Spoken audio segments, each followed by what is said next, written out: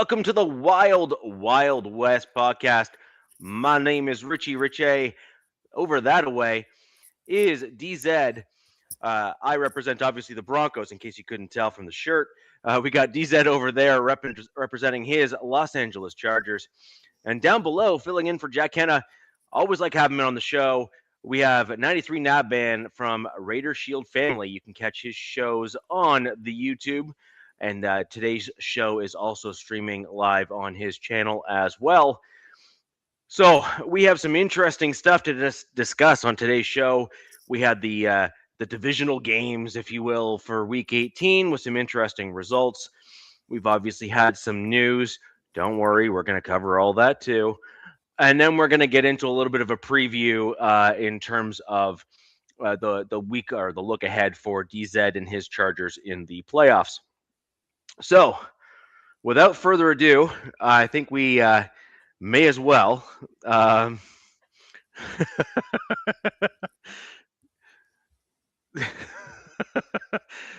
some comedy in there somewhere. Nabman, you're on mute, which is probably a good thing because I may or may not have wanted to hear what you had to say at the end of that comment. Don't hold it against me. My children are here. Tahir was one of the good ones, man. He's good people. No kidding. And he's fun. So, may as well just throw over to you, Nabman, and talk about the Raiders. Get right into it in terms of the Raiders versus Chiefs, how that game went down, the outcome, and all that good stuff. So we'll get right into it.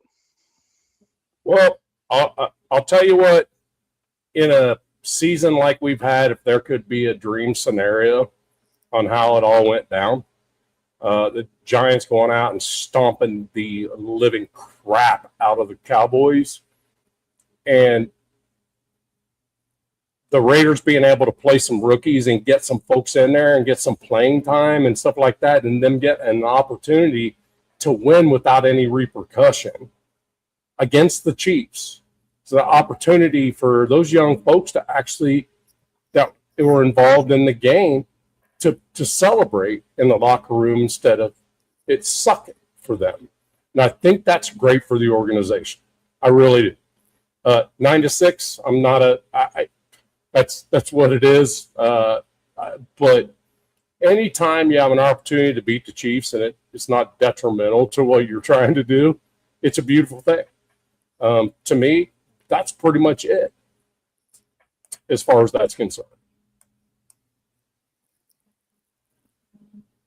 I know that was pretty quick, huh? Richie's on mute. He's eating his steak. Sorry, the steak. I can't. I don't want everyone to hear me eating the steak, but at the same time, I need to eat the steak. Like that's a good steak. Nav, I needed you to put in more input on your game because I didn't watch a lick of your guys' game. There wasn't a whole lot of flash and flare in that game, but there were some sparks of some pancake blocks from Rodgers. Rodgers put people on their ass the entire game when he was in there. Grant had a couple of nice, big time aggressive blocks. It was obvious they were told that you're going to be aggressive, don't care about penalties, just be smart. We're going to try to win this ball game. It's the Chiefs. We need to win this ball game. We don't have it. Don't think tank. Don't listen to all this crap. And it makes me wonder if they would have won 9-6, whether the Giants won or not. I don't know. Yeah, really. So like even if you guys won, I think there was like confusion with probably other fan bases about the Raiders. Like even if you guys won, it wasn't messing up your draft position. Well, you guys had that locked down at number one. We did. So winning that ball game was something they should go in and try to do. Yep. Yeah. There was even some confusion actually from the national media in the early stages of that game when the Raiders had kind of gone ahead, if you will. Yeah. Whereas some of the national media folks are like, the Raiders better be careful. They're going to lose the number one pick. I'm like, they don't know what they're doing. Yeah, I'm like that you've just told on yourself. Congratulations. Like Right. You just told me that like you actually don't know what you're doing. Like you get paid Right. for a living. It's Right. the only thing you do for money, and you can't even stay on top of like the basics. Right? Yeah. Like so anyways, it's good for you. Congratulations overall. I think that it's probably one of the best things that could have happened given how the season went for the Raiders, right? Absolutely. Like once you get to a certain point, you kind of just have to say, I'd rather own it all the way and then retool and rebuild, because if I only go part of the way there, you end up kind of where the Steelers are at, where they're struggling to field a competitive team because their coach is so good that he keeps them competitive through most of the season. But Mhm. they've been able to properly retool the team because they're not drafting high enough. Boy, did Mike Tomlin and the Steelers get lucky against their game. Oh, God. Oh, my God. Loop owes them some money. And it cost Harbaugh his job. I have no doubt. Yep. I mean, I've been all over that news with Harbaugh and reasonings. Like, so, they've, like Richie kind of alluded to, I don't know if that was before the show or at the start of it, like saying like he's surprised that Pete got fired. And then now if you look at John in in Baltimore, it was a mutual, agreement for departure, which I don't think it was 100% mutual, obviously. Him being there for 18 years or what it was. But the story I'm getting is that they wanted to move off of Monken. He wouldn't move off of Monken, and most of his staff. They wanted to like wipe his staff out from underneath there, and he was. And I think Harbaugh said no, it ain't happening. They want to get their electric Lamar back, I guess, is what it essentially alludes to. But look, that's a hot name now. I mean, that's probably 1A, or if not the best head coaching candidate, right now. Stefanski probably number 2. Everybody's got, just because. We'll see. I mean, Stefanski's up there as well. That's probably I don't know. We're not going to talk about this right now, but him or Kubiak are probably my guesses that go to Las Vegas. If I were to guess right now. Yeah, we'll go there. I have a whole novel written over here. So I had a couple questions now, man. Maybe just like rapid fire a few things. Sure. Rodgers, offensive lineman. His name has cropped up actually 3-4 weeks now since he started. Heard some grumblings in terms of quality of blocks, quality of play, that sort of thing. Does certainly add fuel to the fire in terms of why Mr. Carroll and hopefully the other Mr. Carroll is also gone soon as well. A twofer can go as far as Raiders Nation is concerned, and I get it. Trust me, I totally get it. But he did well. You had another rookie, and I'm going to be honest, his name escapes me. He was, I think, an international player who killed it in preseason. How did he do? Lockie, yeah. How did he do? He didn't.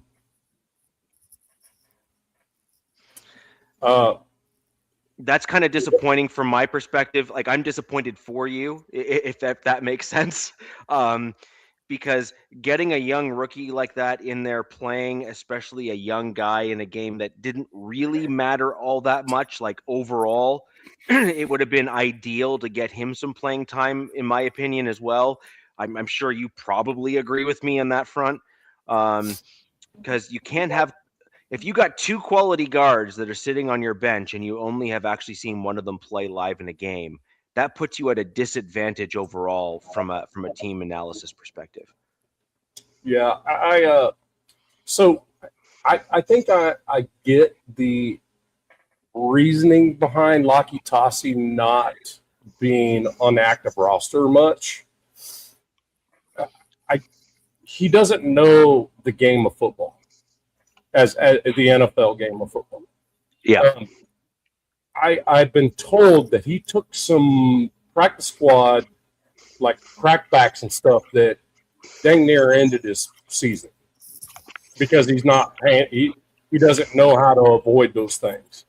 And I even with Pete Carroll, I think it is more of a concern of his own personal health being out there. Even though he's a big, massive human being, he just there's people that are smaller than him are going to try to take him out. And he really doesn't know how to avoid those things. Take his foot out of the turf, if he needs to, take his feet out of the turf. Somebody goes low, that type of thing. I can see him possibly getting some hardcore reps. So I heard a rumor that Richie Incognito has reached out to the dude and like personally trained with him. Started personally training with him. Wow. So to me, if that's true, that's amazing. That's absolutely amazing. So I'm all about that. Richie Incognito is one of the I don't like it. He's one of the nastiest offensive linemen ever built, man. And that's what Tossie would be. Tossie would be one of those nasty ones. That would just clear. Now this is going to be like to see if this future regime keeps him, keeps that international player on the roster next season, going into next season. We shall see. I'll take him. You can send him over to Denver like today. Like right now, I'm totally cool. I will take him right now immediately. And the beauty is that March 11th, when waivers hit for free agency, everybody on everybody's practice squad is a waiver player that didn't play, that didn't start in the regular season. Yeah. So he's a D lineman, right? O lineman. O-line? Oh, yeah. Then that's what they have him designated as. If any team were to take him, it should be the Broncos. They seem to be the only one with a competent O-line coach. So, yeah, they're the only ones. Even with the Chiefs, it's probably the Broncos with the best coaching staff for the offensive line part. So just as an aside to that, and I will kind of cap it there on this one here, but I would love that dude on my Broncos team because he reminds me a lot of Quinn Miners in terms of his play style. Quinn Miners, basically the all-pro guard on my Denver Broncos. I know, but Lucky Tossie really doesn't have a style. He hasn't been able to establish one. He's literally just go see guy, hit guy. He doesn't know scheme. He doesn't know any of that stuff. Right, but that was Quinn Miners in his last year of college, was see guy, hit guy. And what a lot of people don't realize is Quinn Miners in the off season, because that was that COVID year, right? Mm-hmm. Where they didn't play, and Quinn Miners had done like a whole boatload of work in the off season there to like level up his game. And then he went from like see guy, hit guy to like Pro Bowl, like holy crap, who's this dude? Like, it's there, no question. Yeah. G-Fam's telling me, God Family Raiders for Life's telling me right here, Spytech already signed him to a future contract. I did not see that. G-Fam, that's true, man. I didn't know that. What would that contract be called? It's like called something differently. It is.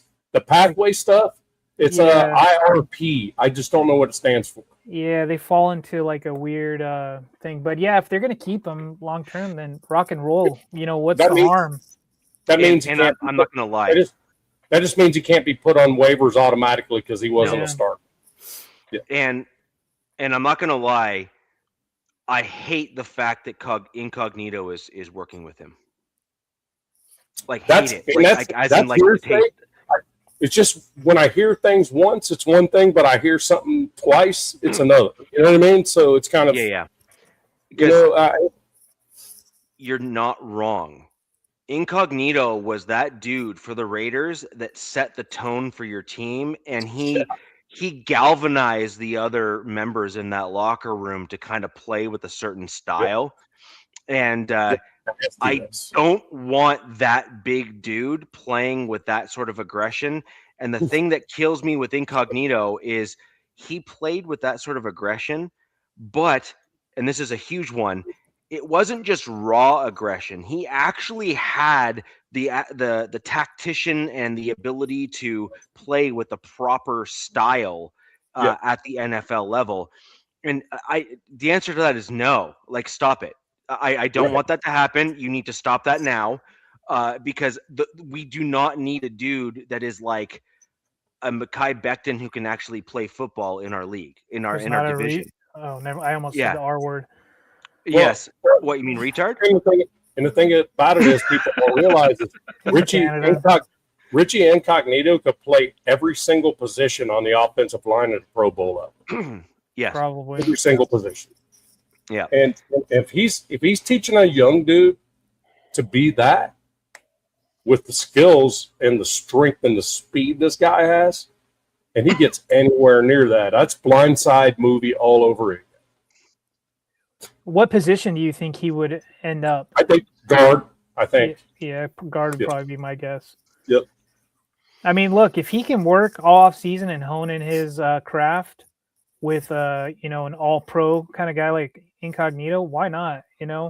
What's the risk? Like, there's none. Yeah, I mean, you can't teach genes. You know what I mean? With certain guys, so you can teach speed, strength, and right naturalness. You just can't teach that. We'll see. Tuesday, January 6th, Laki Tassi signed future contract with the Las Vegas Raiders, securing him for the entirety of their offseason program going into the 2026/2027 season. So I can absolutely confirm to you that is in fact true. I just saw the same thing. I was looking it up.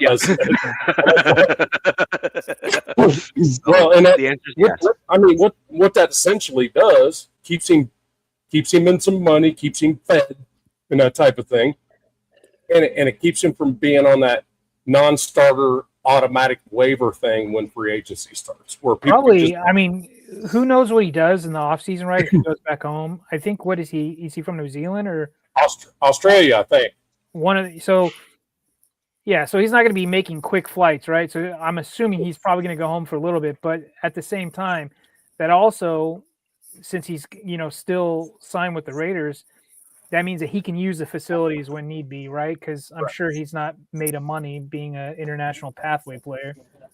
Right, so, and there's another rumor of, because Max Crosby said on the Rush when Laki Tassi was mentioned about midway through the season or whatever, hey, you ever practice against this guy? He goes, yeah, I don't like it. I don't like it at all. So I get thinking about that. It could be one of those, well, he's so raw, they don't want him to go hurt the defensive line as well. He doesn't know enough to know this is a no-no. You can't do this part. So this is the thing. So Nabman, the difference between like football and rugby, and this is a definitive difference in between football and rugby, is you are taught in rugby that there is actually no end to the play. Right. No, like as in there's a whistle, and the whistle is a really great suggestion. Right. It is a wonderful suggestion, and the refs have suggested to you that you should stop trying to hurt your opponent, and that you should effectively ignore it for sure, and then wait for the ref to come tap you on the shoulder and tell you to stop. So, Richie, but at the same time, rugby players are like the nicest human beings after everything. They are. They're not like, I want to fucking kill you. They're more like, hey, good on you, dude. Like, Tassi is a very soft-spoken individual. As big a human as he is, he's very soft-spoken. He doesn't say much. Rugby is probably the most aggressive gentleman sport I feel like I've ever seen and participated in. It's bizarre. Football, you play your opponents and you handshake at the end and you're cordial, but you still don't like say it's like a rival. You still don't like those people. You're like, F you, whatever. In rugby, it's like, no, we're gonna get beers together afterwards. Yeah. And I did that after every rugby match. We're getting beer and hanging out and singing with our opposing team. It's freaking bizarre. It's a crazy sport when half your players are also first responders. You know what I'm saying? So just in case, Yeah, it's the other thing, I don't know how football is in the U.S., but at every rugby game, it was a mandated requirement to have a minimum of 2 first responders at the game. Yeah. Makes sense. So like when I went through, that was how we had the ref crew, and then we had the first responder crew, and it was actually a mandated part of our games was that first responders had to be on premise, like physically on the sideline for the games. Makes 100% sense. Like, Yeah. obviously. And I heard something somewhere, it was a plus to get on a rugby team if you were great at it and you're also freaking qualified in CPR and freaking first aid. I had CPR, first aid training, and other things, and I was on the team as a lock, which is the second row in the scrum. So I am a different level of crazy. And yeah, it's honestly my favorite sport. I do absolutely love watching it. I absolutely love it. It is beyond aggressive. But getting back to what Lockie Tossi and what he's going to bring to your team is he's one of those super rare guys, very similar, I think, to the guy from the Eagles, which is despite their size, because they come from a sport that requires constant running, like there is no stop and go. It is always moving. Soccer. Like it's like a soccer style sport where you're always running. Cardio's up here. Cardio up. Yeah. So you got a guy that since he's able to move around like that and get that mobility going at his size, when you hit on a dude like that, like you just like anchor the dude down on your team. Like you do not let them go because it is so rare to have a guy that can move that is that big. You need to keep him. You guys hitting on UDFAs essentially. That's exactly probably what I equate it to. But especially on the offensive line side, that's even more like okay, here we go. We got well, when we got him, I kind of said I was like, okay, this is one of those blindside movie type deals here that we're probably not going to see much of him the first year we have him. Hopefully we can keep him around and he can learn the game because he's not 100% sure what rules are. Yeah. So that's what we got. We're going to have to.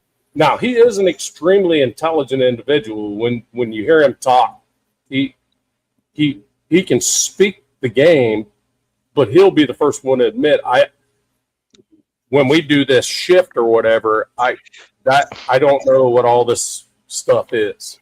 And that's I think from just a learning perspective is going to be a big thing for him. And this regime hasn't allowed much learning. So other than the practice squad. And you can imagine our coaches were so shitty this year. How shitty were our practice squad coaches? I mean, it's so you can't expect a whole lot of development out of the practice squad if your front line coaches suck.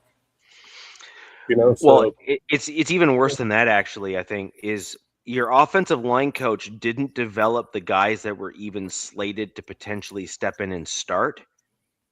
Right? You had Carroll, who was supposed to be your offensive line coach, who didn't even bring Rodgers in until you were completely eliminated from the playoffs and then some. And then you're running either one. Yeah, and then you end up with Rodgers coming in and actually looking like a pretty darn competent offensive lineman. And then you start looking at everything saying, why are we only seeing that guy now? Right. And actually that's what we've all of us are we're frustrated. And actually Spy Tech all but said it a few days ago. I don't know if you heard it in his presser. I don't. Yep. I totally. Take that thing apart. Oh yeah. And that was super interesting. Spy Tech literally said, "We drafted these rookies for a reason. You want to see these rookies play. You want to see them get play time. It's a constant battle between the front office and the head coaches. So it's a yin and a yang to try to figure out the young guys versus the veterans." And that was basically, I think, his way of saying, like, Pete was clearly out over his skis, but I'm not going to say it until I fire him. Right? Like, you know what I mean? So, But coming off of Laki Tassi, I'm going to throw another name at you on the offense. A skill player that every time he's stuck his face in the game, has made a play. His name's Shedrick Jackson. You guys just remember that. I'm telling you, every time he's had an opportunity, he's made a big play. The dude's fast. His hands are like freaking sticky. And he's Bo Jackson's great nephew. Okay. So I haven't heard that name probably since the draft, I guess. Every time he's got an opportunity, he's made a play. Fun fact, I just found out that Jim Harbaugh has more rushing yards than Bo Jackson. That was bizarre for me to hear that, but we all know how Bo's career went. Yeah. But anyhow, that's the kind of things I'm kind of are in my mind, and every time it like hits my mind, I just write it down real quick, just so I don't, Shedrick Jackson, I think is going to be a freaking. He's gonna be on this roster next year. I don't think there's a question of that. And the other thing that you have to look forward to actually is a regime change. Maybe not at the front office level, although I think your front office needs just a little bit more polish to it to kind of accomplish what they're looking to do. But I think that ultimately you're from the Spytek now being there, aligned with the ownership, with his synergy with Tom Brady for the most part. Obviously, even Spytek said, look, Tom and I disagree, but the great thing about Tom is that he wants me to be able to voice my disagreements, and I thought that was a really interesting statement as well. Yep. I know it's interesting that a Broncos fan's paying attention to the Raiders, but you're a rival of ours, and I would argue it's probably one of the most storied rivalries, maybe in even all of football, the Raiders and Broncos. And so Packers, Bears. Look, I'm going to literally put the Raiders Broncos in a very similar category to Packers and Bears. And that's simply because there is an anger and aggression between the Raiders and the Broncos organization that goes pretty much back to the inception of both teams coming in. Like, it is bad. Like, like decades. Yeah. So, like, there's a reason why there's a very select few Broncos fans that will communicate and do so civilly with Raiders fans and vice versa. That rivalry is strong, and it's strong for a reason. It just is. It's just a fact. It's just a fact. Yep. But it'll be very interesting to see what becomes of it. And also, I'm quite interested to see organizational direction. As an example, what are you going to do in offense? Like, what's that offense going to look like? Are you going to go for like power, outside zone, inside zone, a combination of it? Like, I don't know, right? The novel. This is the novel. Yeah. And so you have a few different options with some of the linemen that you have there. Although I do think that inside zone or outside zone are certainly on the table with some of the athleticism that you have on your offensive line. Yeah. Plus adding a few guys with your substantial cap that you actually have coming into the offseason. Should be about 118. Should be about 118 by the time we do roster cuts. Yeah. So when you look at that, that gives you some real opportunity to kind of bring in the right guys to kind of backfill and get yourself ready ahead of the draft. Is that cutting Geno, Nav? Yeah. So as long as we do that before June 1st, think of the date. What is it? June 1st? No. It's earlier. It's got to be earlier than that because he's under contract. So I'm like, when you said 118, I'm like, okay, that just shot up. So I'm assuming it's a shot up because they're getting all these 1-year contracts we had for $2 million, $3 million, whatever. A lot of these folks are not going to be back, and they can be cut, released, all that stuff at any time. So several of them, Devin White, folks like that. You know what I mean? Yeah. Yeah. So I just think you have some interesting times ahead. And then, the question mark there, the other interesting piece is going to be Patrick Graham. Does he stay? Does he goodbye already? Pardon me? It looked like he was saying his goodbyes in the last game. Well, that's the vibes I got from some of the clips I saw. But who knows? That's what it looks like. It'll be interesting either way. Like, does he stay? Does he go? Does the new coach want to bring him back and do some things, or do they want a complete clean, wiping of the slate, bringing in a new regime? which I could see, by the way. I could see Patrick Graham being let go, even though I actually think that he did quite well with the tools that he had available in his tool belt, if I'm going to be honest, overall. So I would question that decision up front, but I could also understand that you may not want to have lingering kind of the festering elements of the previous regimes to be in the building. So I can also appreciate if they choose to move on from him at that point as well. But anyways, hey, if I may, yes, Jay, this is a 2X shirt that is still tight on me, but I can't help that. I used to lift weights and be a little bit, buffer than I am now. Kids will do that to you, but I don't wear ladies' small shirts like you did last night on your podcast. Yeah, mediums. Mediums, yes. Hey, if I may, you asked a question about you were kind of, or you made a statement. You're kind of surprised that they fired Pete like they did, right? But here's my perspective on this. I think it was very classy the way it happened, to be honest with you, which is outside of Raiders lore, to be perfectly honest with you. Pete should have been fired 5 weeks ago, at least. Okay, so as far as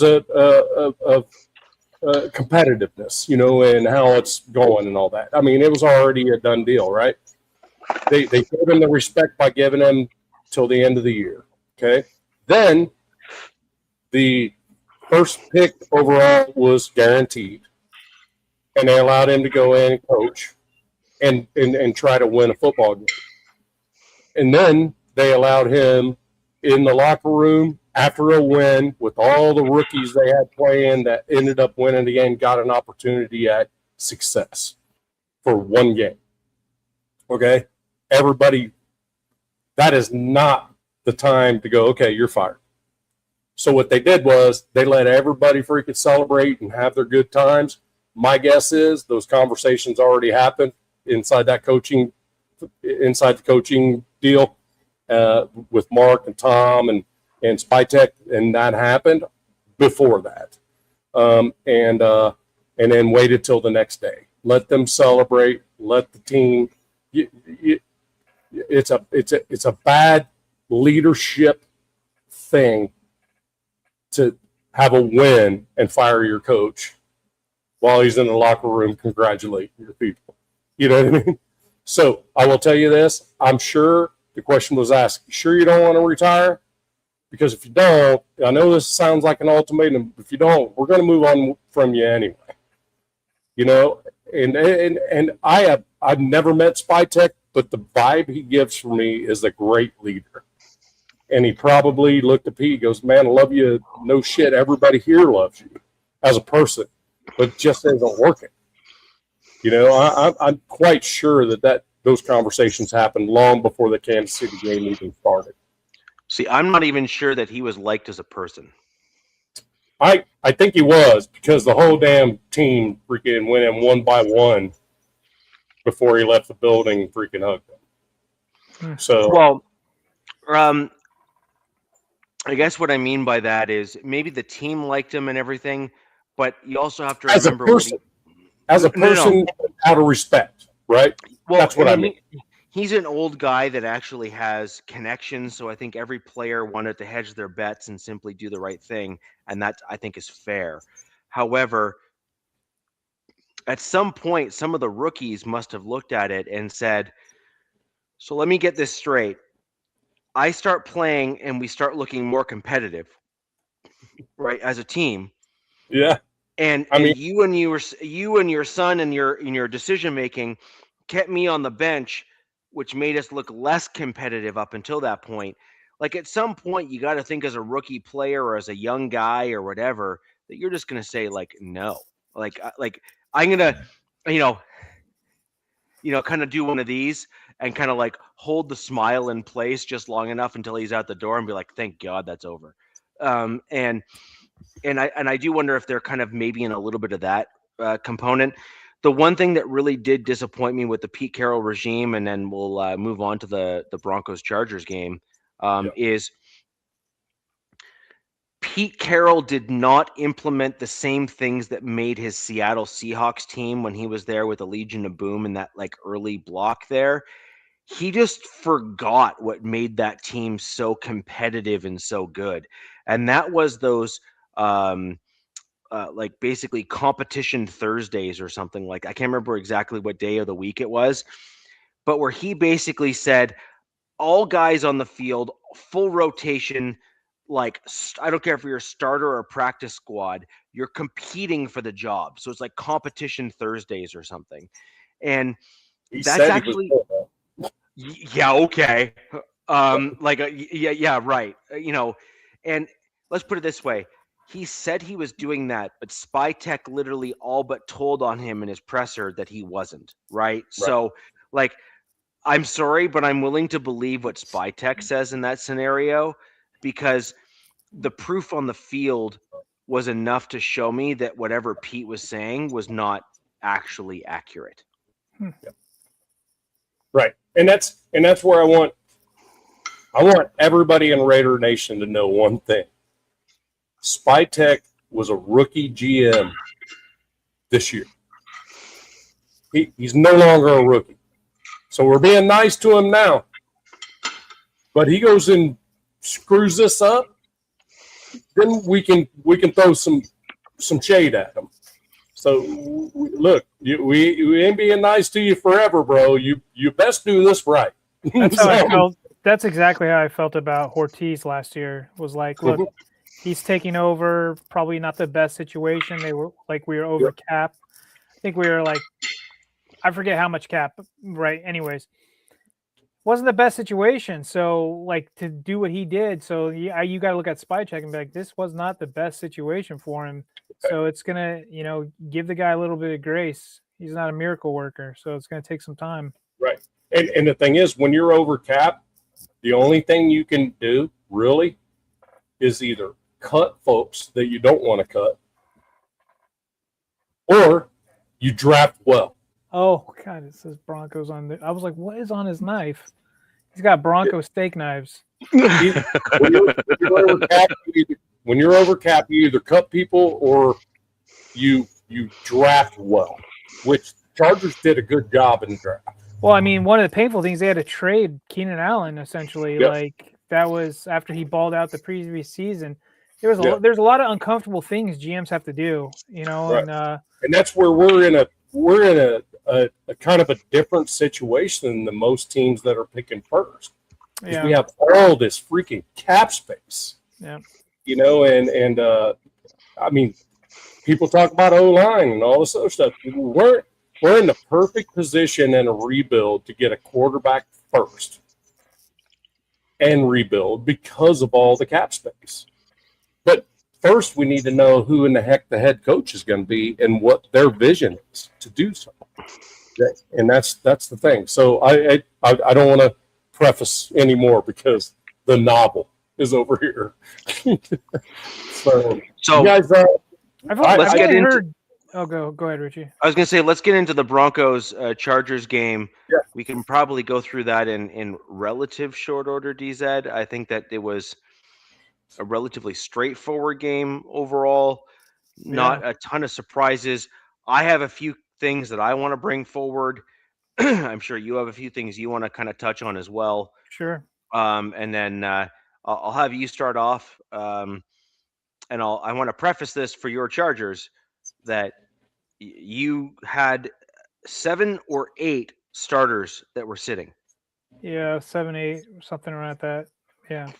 So I don't know the exact number. I just know there was a lot of guys in street clothes essentially on the sidelines. This was a goofy game. The Chargers hedged their bets. It was like all about seeding essentially. I think if they would have tried to win this game by not resting starters, I think they would have gotten a 6th seed, if I'm not mistaken.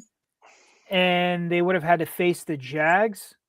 I mean, people in the chat, if you want to double check, Jags have our number right now. So that wasn't looking good. And then, they had other things, pop up, like Justin Herbert's hand is the main one. Like, dude could use a break from getting his hand slapped because look, ever since he broke that hand in week 13 against Navs Raiders, opposing defenses are going after his hand. They are swatting it. There's, I don't know how many clips I've seen where guys are running up to him and throwing swats at his hand. Just why not, right?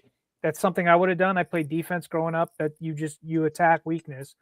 And he's had an issue with fumbles. I think he had only he only had like 2 fumbles, I think, previous to that hand injury. He's already had 5 since that injury. Luckily, I think he's gotten the majority of them back. But it's an issue. He's only got 1 arm. But and then there's some other guys like Derwin, Mack, I don't know, Thule, Molden. There's some guys that they rested. Molden has been banged up. Hampton, it looked like he got hurt in that Texans game the previous week to his other ankle, which is not good. He didn't practice today. He was working off the side with trainers, so dude's gonna have 2 bum ankles. It's looking like heading into this playoff game. But overall, I was impressed by some rookies. Justin Boygby, our second-year edge that converted to D tackle, he came away with 2 sacks. Marlo Wax, one of our rookie linebackers, looked like he played really well. Frankly, I was unimpressed by. Well, let me get into this first. Trey Lance, this was supposed to be like your addition, brother. Like, this was, now I get it, man. The offensive line was rough. There were some backups in, right? Blocking for him against the Broncos. But, I mean, I think the dude was, I mean, I got the stats I can pull up, but I don't really want to bore you with that on ESPN. But he was like 50-50, just sailing balls, like just looked horrible. And I'm like, man. And I think what the Chargers wanted was, let's show this guy off. A lot of teams need quarterbacks, and we could get a comp pick from it. And it's looking like he's probably going to be a flat-out cut. He looked terrible. Yeah, he looked horrible. Now, like, what's this dude doing? Now, looking at the offensive line, the backups, the offensive line is just a hot mess. That's beating a dead horse. I've been talking about it. Everybody's been talking about it for the whole season, essentially. Andre James, Nav knows him. He got to start a game. And now people are like, maybe Andre James should be a starter. Well, he gave up like 1 pressure, I guess. But the thing is, what I was watching with the film with Andre is he gets bullied. He does. He got bullied. Like, he was just getting pushed right into the back, like right into the chest of Lance. Wazirike was taking him by the chest plate. Yeah. And physically, like, you could almost see that Wazirike was like lifting him almost off the ground backwards into Herbert. Like, it was. No, Herbert wasn't out there. Lance. Oh, sorry, into Lance. Sorry, yeah. I'm so used to seeing Herbert on the field, but yeah, into directly back into Lance. It was bad. Well, and that was my major freaking downer with Andre James was he didn't come off the snap fast enough. Yeah. And when he did come off the snap fast enough, he'd stand straight up. Well, so this is the thing.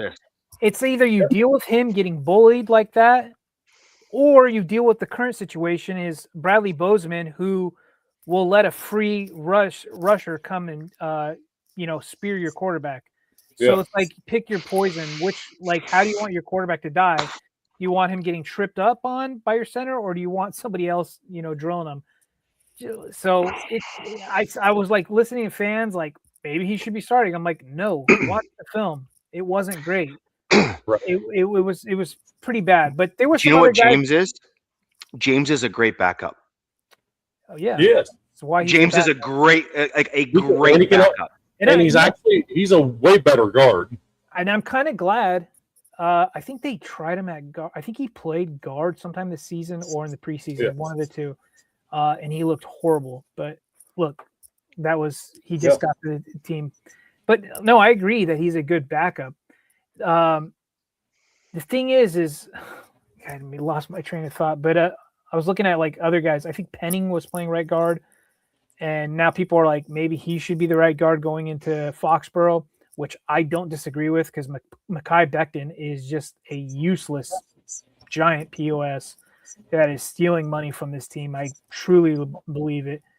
But overall, I was really impressed by our defense. Now, I've heard all the pundits, Denver pundits, saying that they went vanilla in this game. I get it. Why not? You know, you see the Chargers are resting all their starters. You're like, we're not going to rest our starters. We're just going to, you know, pull it back a little bit. At the same time, if I was a Broncos fan, I would still have some questions heading into the playoffs. I would be like, timeout. You were playing essentially, I would say mostly starters especially on that defensive side, and you couldn't muster a touchdown. It was Bo Nix. I don't know. I was just like, I thought the Broncos were going to come out put up like a 30 burger, on them, and it was, it was 19-3. I was a little disappointed we couldn't get the ball in the end zone. I was hoping for one touchdown. Broncos did a good job keeping them out of the end zone, but I was looking at who was out there playing at the same time. I was like, I think Keenan, I'm glad they got him paid. He needed like 6 catches, and I think he needed like a certain amount of yards, and he got $1 million. So they really did a good job getting him his money. I did see that. That was good. But other than that, that's all I could take away from this game. I thought it was a weird game to have like kind of like a quote unquote bye week heading into the playoffs. But I think it was necessary considering all things seeding wise. You guys didn't have anything to win or lose in that game, except for people. You had people to lose in that game. That's what you had. But you didn't have anything to gain in the playoffs whatsoever. Right. So that's Jim Harbaugh, dude. That's a dude that's thinking about shit like that. Right. Well, apparently the Patriots are using it as ammo, or their fans. They're fanalists like us, right? They're like, they should take this as disrespect. I get it. Whatever. Take it as disrespect all you want. I don't think I want my team flying from LA to Foxborough. I think like this team's already the most traveled team, but the Chargers did get a break, in my opinion, with this going into this next game.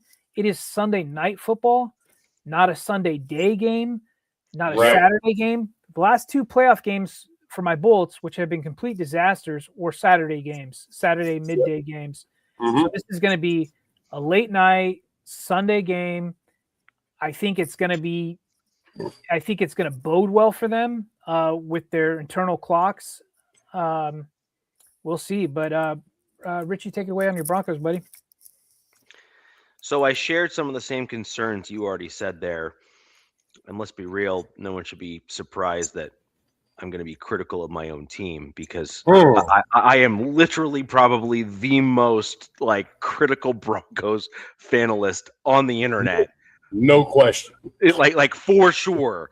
So you are definitely. I real quick. I engage with other Broncos fans. A lot of them. I mean, they're really cocky. Good for you guys, are number 1 seed. A lot of flowers from them. And Richie's like, he's more of like, all right, let's bring it back in for a second. Come on. So I come from a very, very competitive, like a sports competitive family. Like, it's just the way that we're built. I don't know if Nav, I don't know if you've heard me talk about the story when I broke my leg. But like my dad came on the sideline and looked down and said, "That's broken. So are you going to go home, or do you want to wait to the end of the game?" Right. So same as Moral Man be saying. Yeah. So like we just need to like level set kind of like where I come from in terms of like a mental mindset on this, right? And so I'm looking at this sort of stuff for the Broncos and saying, you had an opportunity here to put a pin in the season. So you could have approached this one of 2 ways for my Denver Broncos, right? You could have come out and executed all of the plays that are already in your playbook and maybe gone up by say 2 touchdowns or two touchdowns and a field goal because you were playing against the backups, or at least some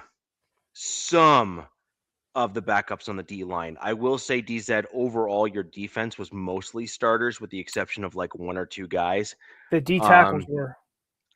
Right. No, but that's what I'm saying. Like your D line is really good, and it's not getting enough credit for how good it is. Like, I mean, right? Like, our two main edge guys, Mac and Tooley. But yeah, we had Odafe and Bud Dupree and Kennard were out there. I think Dupree got hurt actually, and I'm not really impressed with Kennard, our rookie. But they were wrecking shop in the interior. I was pleasantly surprised. I was surprised. I was like, I totally forgot that you guys had Sam Mustipher, who is had to come in as a center. I was like, what? When? And then I was like, oh, okay, now I remember. Well, he was with us to begin with. Yep. And I don't think you were on the show at the time. Maybe you were, but I wanted him to be our backup. I wanted us to cut Whatabaygle, and I wanted Forsyth as a starter, and then I wanted Mustipher to be our backup because Mustipher is actually a very good. Mustipher reminds me a lot of. He reminds me a lot of Quinn Miners a little bit. He plays very aggressively, and he's kind of that like stout kind of run blocking guy. And I mean, I've made my stance on this quite clear on the show. I think that you can teach a run blocking offensive lineman the skill sets required to also be a pass pro guy. I do not think that you can teach a pass pro guy the skill sets to be a run blocking guy. I just don't think that that's possible. In order to be a run blocking offensive lineman, you have to be a special kind of crazy, and you have to have an actual mental mindset to say, I'm going to move. Yeah, I'm going to move big dude that way. And there's no way, no how that I'm not gonna. That is a mental mindset that most dudes don't have. And rarely do you get a guy that comes into the game with that sort of a mental mindset. And so that's where the Locky Tossie thing comes in with me for the Raiders. Right. Like, just bring him in for running the football. And the thing about it is they're going to know we're running, but this is a tank. Yes, they're still not going to stop him. Yeah, they're still not going to stop him, right? And so, like, that's what I'm saying is that there's a mental mindset to running the football, and you need a guy that has the mental mindset to be able to do that.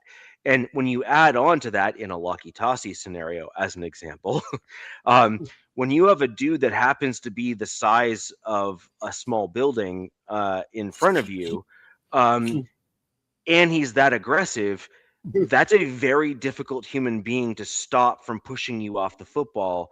And so even though he may not have the great technique to actually work on the pass pro side of things yet, I say yet, because he has to have the willingness to learn the technique to kind of go in that direction, which I have no doubt that he's probably going to want to, which I hate, by the way, but that's a different discussion. Right. But the mental mindset of the guy to move another human being off the ball is one, it's very rugby. I'm sorry. Like that's a rugby mentality right there, which is scrums. I have a scrum in front of me and I have 3 guys that weigh like in the scrum, as an example, as a lock. So I play second row. Locky Tossie was probably a prop, which is in the front portion of the scrum. At his size, that would make sense. You basically had to move 3 grown men of your own size physically backwards in order to win. So just think of that from a general perspective, which is you have to physically push that guy completely backwards in order to win that particular battle. And so these guys already have that mental mindset from the rugby side of things. And that's why the run blocking is very rugby-esque to me. That's why I always look for that kind of technique and that kind of style, which is I can pick that out of linemen. Quinn Miners, I picked out when he first came into the Broncos. Him, that guy, put him out there. I could see how he was run blocking and doing that sort of thing. It was like you need a guy like that there. You had Osimile, I think, as one of your linemen back in a little while ago on your Raiders, their nab man. He's another dude that had that kind of mental mindset. He was another guy that had that kind of that grit to him that was pushing guys off the ball. Incognito, we've already covered him, but he's another dude that had that, like, you're in front of me. That's funny. Good luck. I'm moving you backwards one way or another. And he, like, again, it's all a mental mindset. And DZ, if I look over at your team as an example, Joe Alt is a guy that I would argue has got that very similar mindset in terms of one way or another, come hell or high water, he is pushing his guy backwards and they are not getting around him. It does not matter. I don't think there's one offensive lineman in the NFL I'd trade Joe Alt for. Yeah, I know. That's what I'm saying. A healthy Joe Alt, like, yeah, and I used to feel that way about Slater, but now Slater's kind of caught the injury bug, and I like have to put pause on him. But I just look at Joe and I watch him play, and I see his size and everything, and everything's so easy to him. He's had a few misses against really fast guys like Benito, and then I think it was Will Campbell last year. But I mean, what guy isn't having issues with those guys, right? Right. As long as it's not every snap, one or few snaps, it's going to happen. If you have a good guard next to him, you don't have to worry about that. Yeah. So the only time Alt's going to get beat is inside. That's it. So he had the thing is, it's kind of weird. Slater and Alt both got hurt next to Zion Johnson. Now Zion, it happened. It supposedly was non-contact. It was in practice, and that was his patella. And then when Alt got hurt, Zion's next to him because he's our left guard. But that was due to, I think, our right tackle or right guard just whiffing and just getting blown out of the water, and some guy rolled up on the back of his leg. But Zion has been the best offensive lineman for us all season consistently. Yeah. He's as Harbaugh says, he's a Ted, there every day guy. And they're going to have to make some decisions because he is a first rounder that's going to be up for free agency, and it's going to be interesting to see if they try to re-sign him or if he goes to the highest bidder because he's been pretty damn good considering who he's been working next to. He's Bradley Bozeman, the worst center in the league, ranked 33 or 32 out of 32.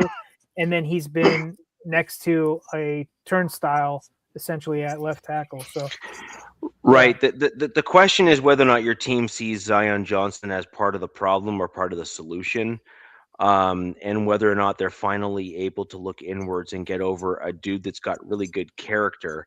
So I look at Bozeman as kind of like the Justin Simmons of the offensive lineman, right?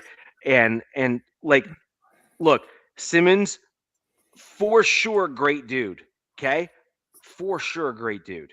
However, he played selfishly and always tried to only kind of do the things to make him look good and ignored the rest of the teammates that were around him. And that's why he's no longer in the NFL. He's basically doing podcasts right now, which is fine. He was always a very intelligent football player because, again, little known fact, Justin Simmons, not particularly athletic compared to other safeties at the position. However, he made up for it because the dude was wicked smart. And so he was wicked smart. So he tried to like predict what was going to happen to try to make up for the fact that he wasn't super athletic like some of the other safeties that exist in the NFL. And a lot of the times, like to his credit, he was catching interceptions. He was making certain plays that were solid, and he ended up making some Pro Bowls and stuff as a result.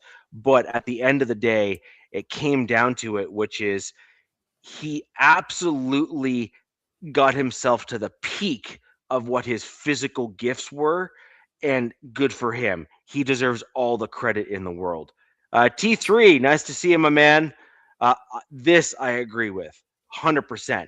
He got the most out of the talents that he had at his disposal. The problem is that his talents were limited on the physical side, which then ended up hindering actually the rest of his teammates that were surrounding him. Bozeman, I see, as the exact same guy. He's got some physical gifts, but you're he giving Bozeman too much overplays his credit, my hand. friend. Well, no, he's got physical gifts. He does. Like, I'm sorry, a dude that's Yeah. that large that can move with that kind of agility is rare, but it does not mean that he can compete against, these defensive linemen that are equally or more gifted than he is on the other side of the ball. That's the problem, right? Kind of if we stick on the O-line, my Bolts did something pretty interesting, which with the fan base really needed or wanted. The Ravens had a guy who was suspended, I think, for a DUI, Ben Cleveland, and they released him. So he served his I think it was like 3 games suspension, or it was like substance. I don't know what it was. And the Chargers signed him to the practice squad, and I believe he was a starter there off and on in Baltimore.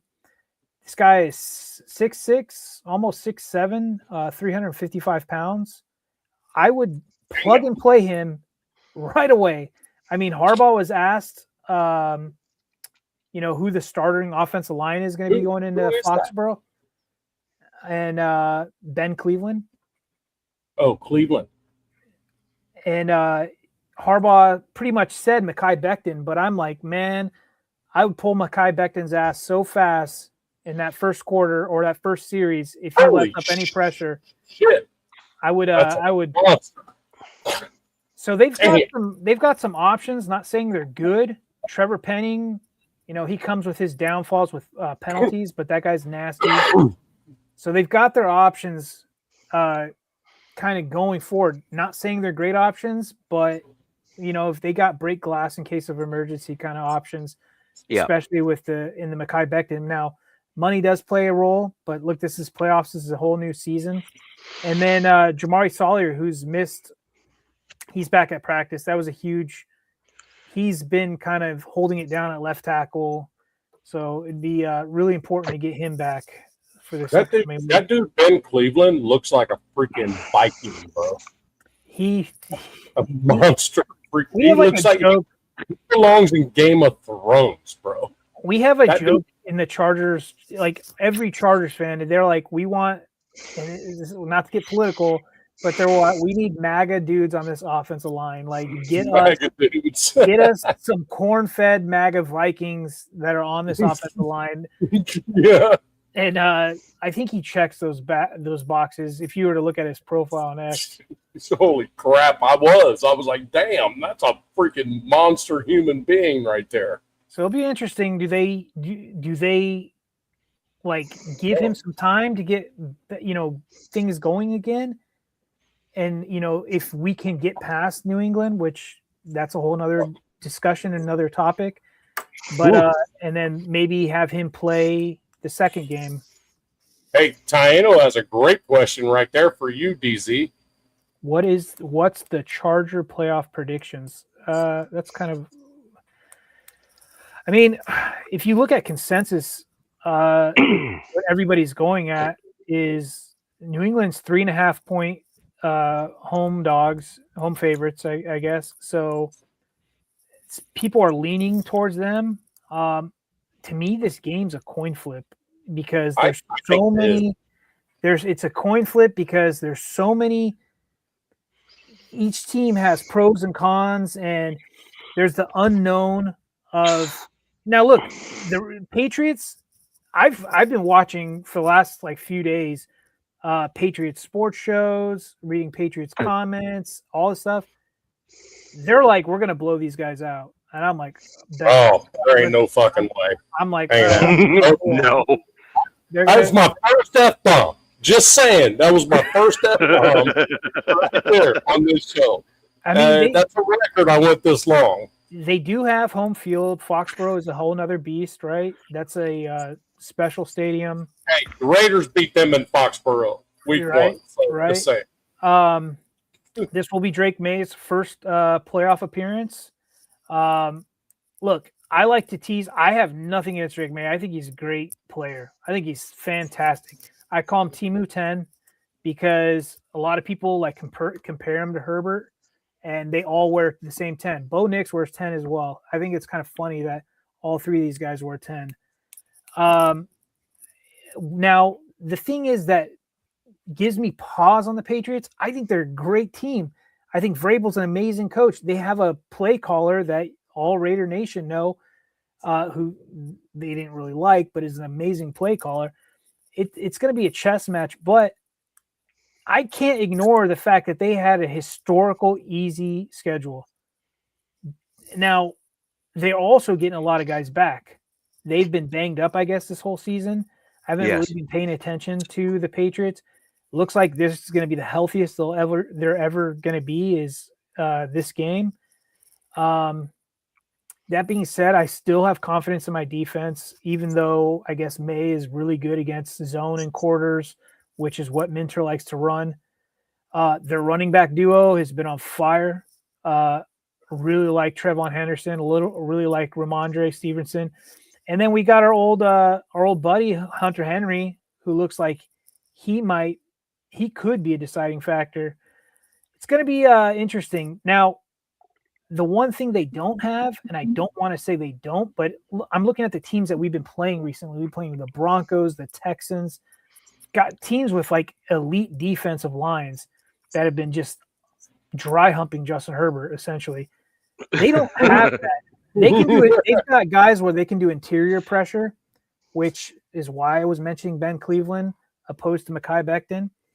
But if they can negate some of this, all Herbert needs is like a half more second or, a second more to get that, to deliver that ball, especially to a guy like Ladd McConkey, who's been taken out of the picture recently, and that's due to offensive line. Also, with the addition of Keenan, they kind of share the same space of the field. Another thing I like for my defense is Drake May likes to hold on to that ball. He holds that ball on longer than any quarterback I've seen. And, and I like that. It's not going to equate well in the playoffs. I like my pass rush, man. I like my three guys, Mac, Owe, and Tuli. I like them. And, but it's gonna be fun. I think this game can be get your popcorn out. I think it's gonna be a fun game, and I'm hoping my boys can come out on top. I'd love to go back to Denver. I know that's a weird saying because Denver's such a rough place to play, but I think they want to play the Broncos again. There's a lot of vets on that defensive side of that ball. I know Tony Jefferson made a thing, but they want to play Denver again. They want to go back and kind of get at them in the playoffs. Hey, I got a prediction for that game in Foxborough. You ready to hear it? Shoot. Look, I got Chargers 27-17. I do That's see exactly it where I'm at, actually. That's exactly where I'm at. I do see it kind of in that range. That score, I kind of see it a little lower, but at the same time, I know this team's explosive. I'm talking about the Patriots, their offense. Drake loves to throw the deep ball. Stephon Diggs. They talk a lot about Pop Douglas.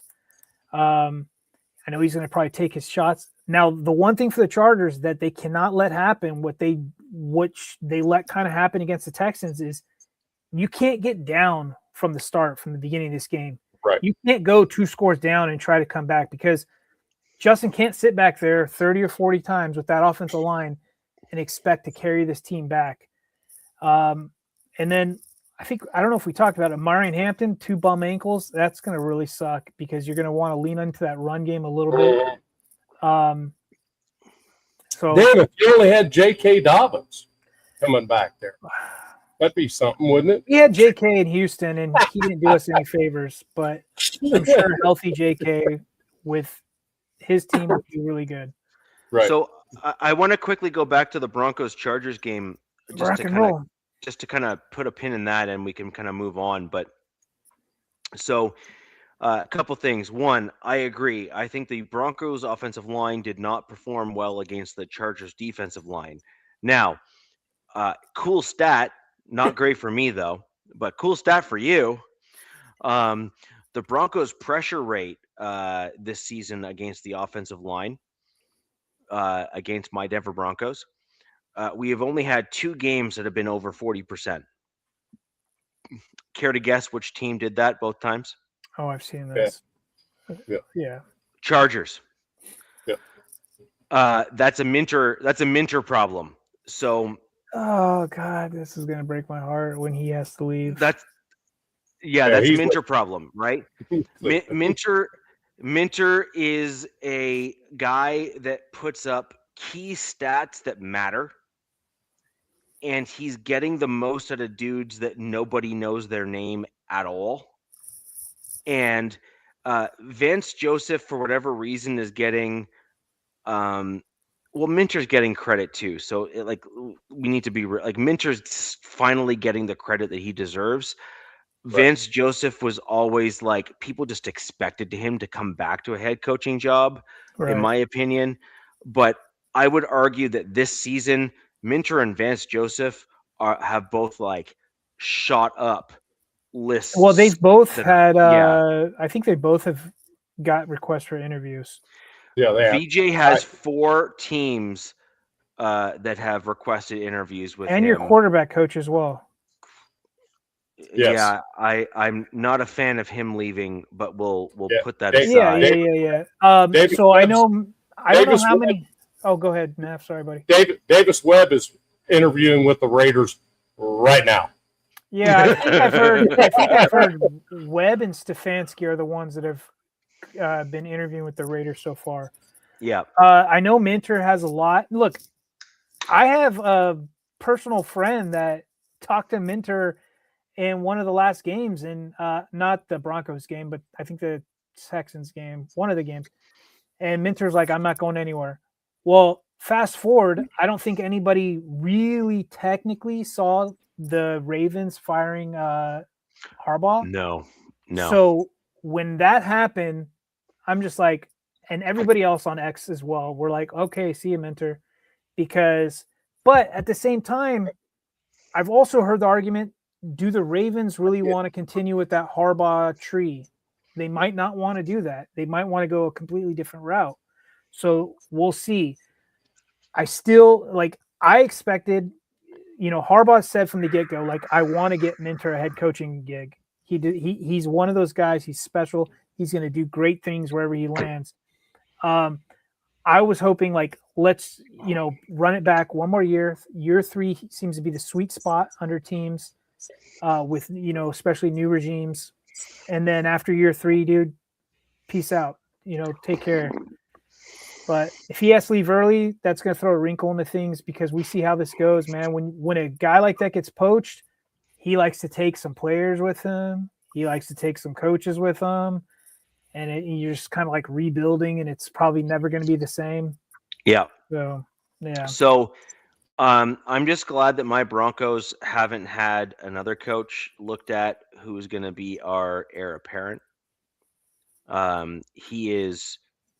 You're going to be pretty impressed with him, actually. Both of you are. His name is Jim Leonard. Yeah. He sounds familiar. He is very good. And are you saying for defensive coordinator? He's going to be our DC for sure. If VJ gets picked, like for sure. Oh, he's going to. I think the consensus among the fan base, like if Minter leaves, I think it's our DB coach, Klinkstell will be elevated, but we don't know that for sure. So, ooh, shit! Hold on. Oh, sorry, I didn't mean to say that out loud. But anyways, just real quick, I'm going to go through a bit of a shotgun on the Broncos side of things here, just to kind of quickly blast through it. Offensive line didn't play particularly well. I was very concerned how they blocked against your D line. I do agree, however, that our offensive line protections were very vanilla, and that may or may not have been intentional. Now, if you mention a guy who looks like a Viking, I encourage you to look at our backup swing tackle named Frank Crum. He's the dude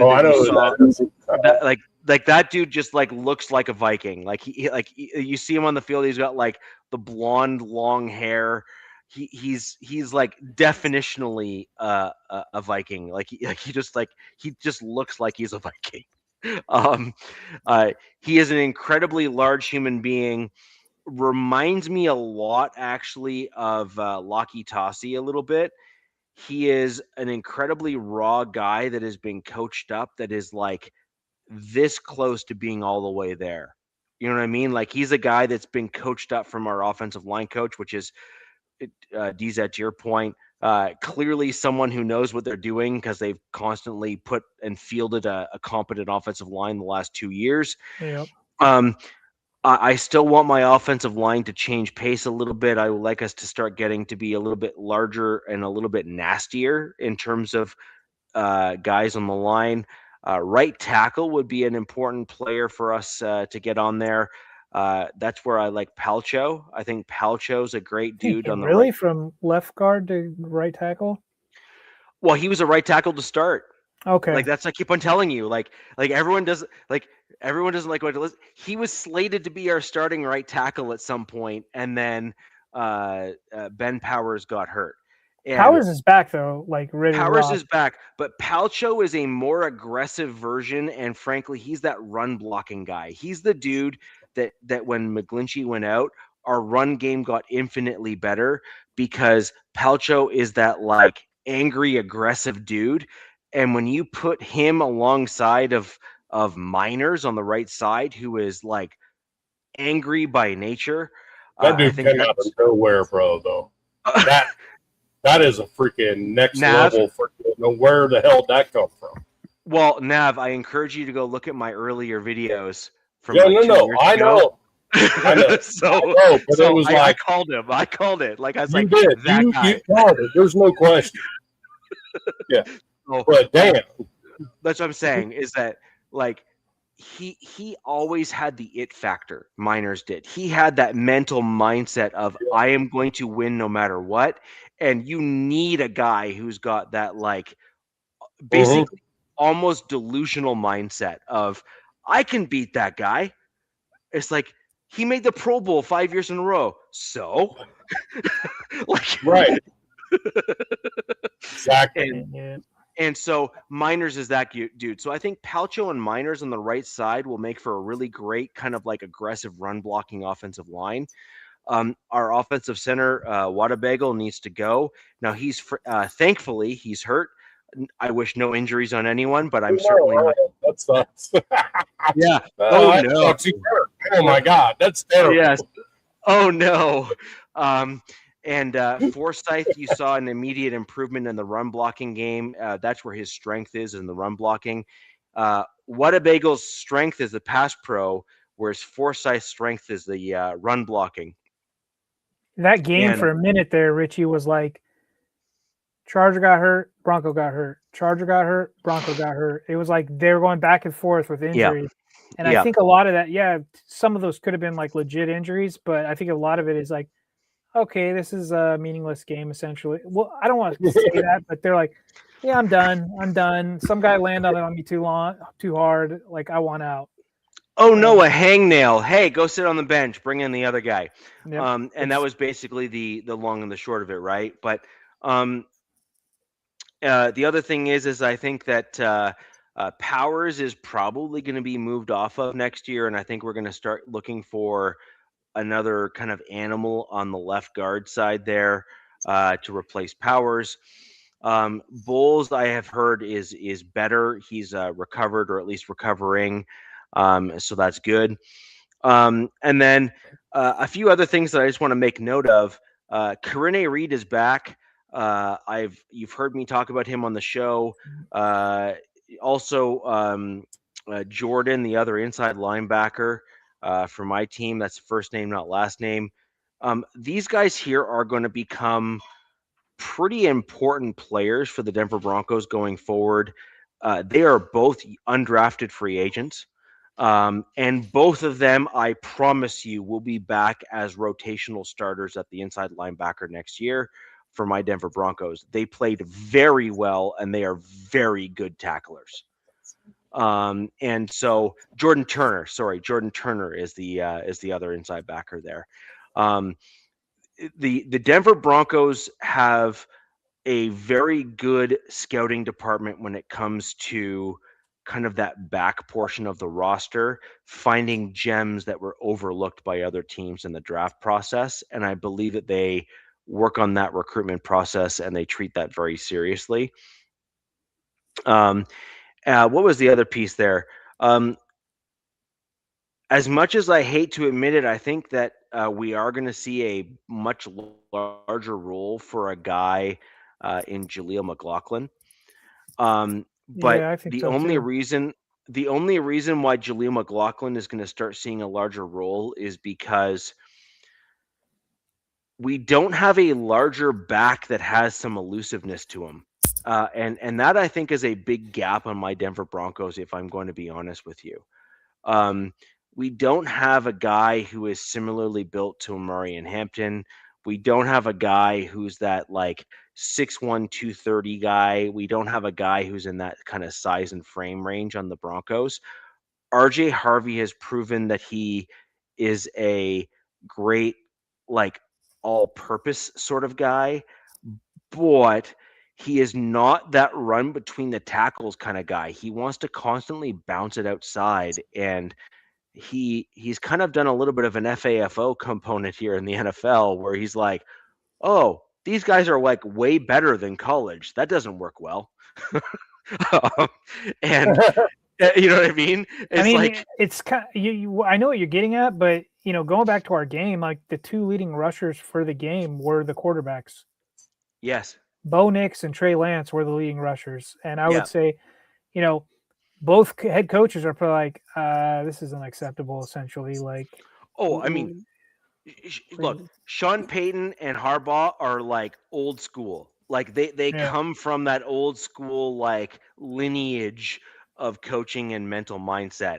There is not a hope on this green earth that both of those coaches didn't go back to their running backs coaches and their offensive coaches and everyone else and just like rip a strip off of them.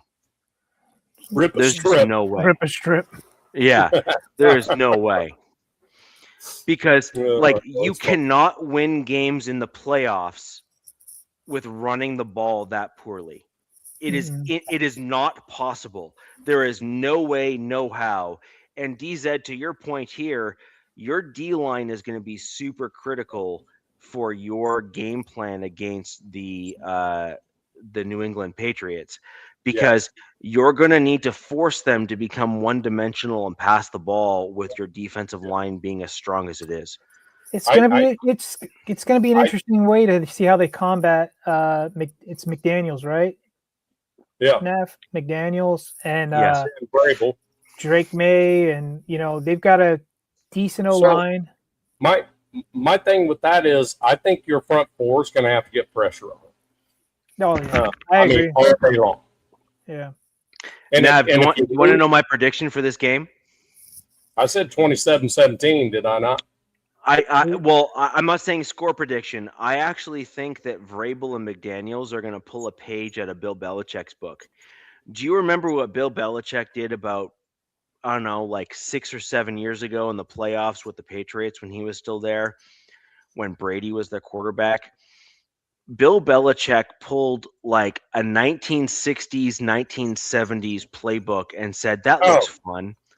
Like wing T type of shit. He did wing T, power I, like random. Wait, what?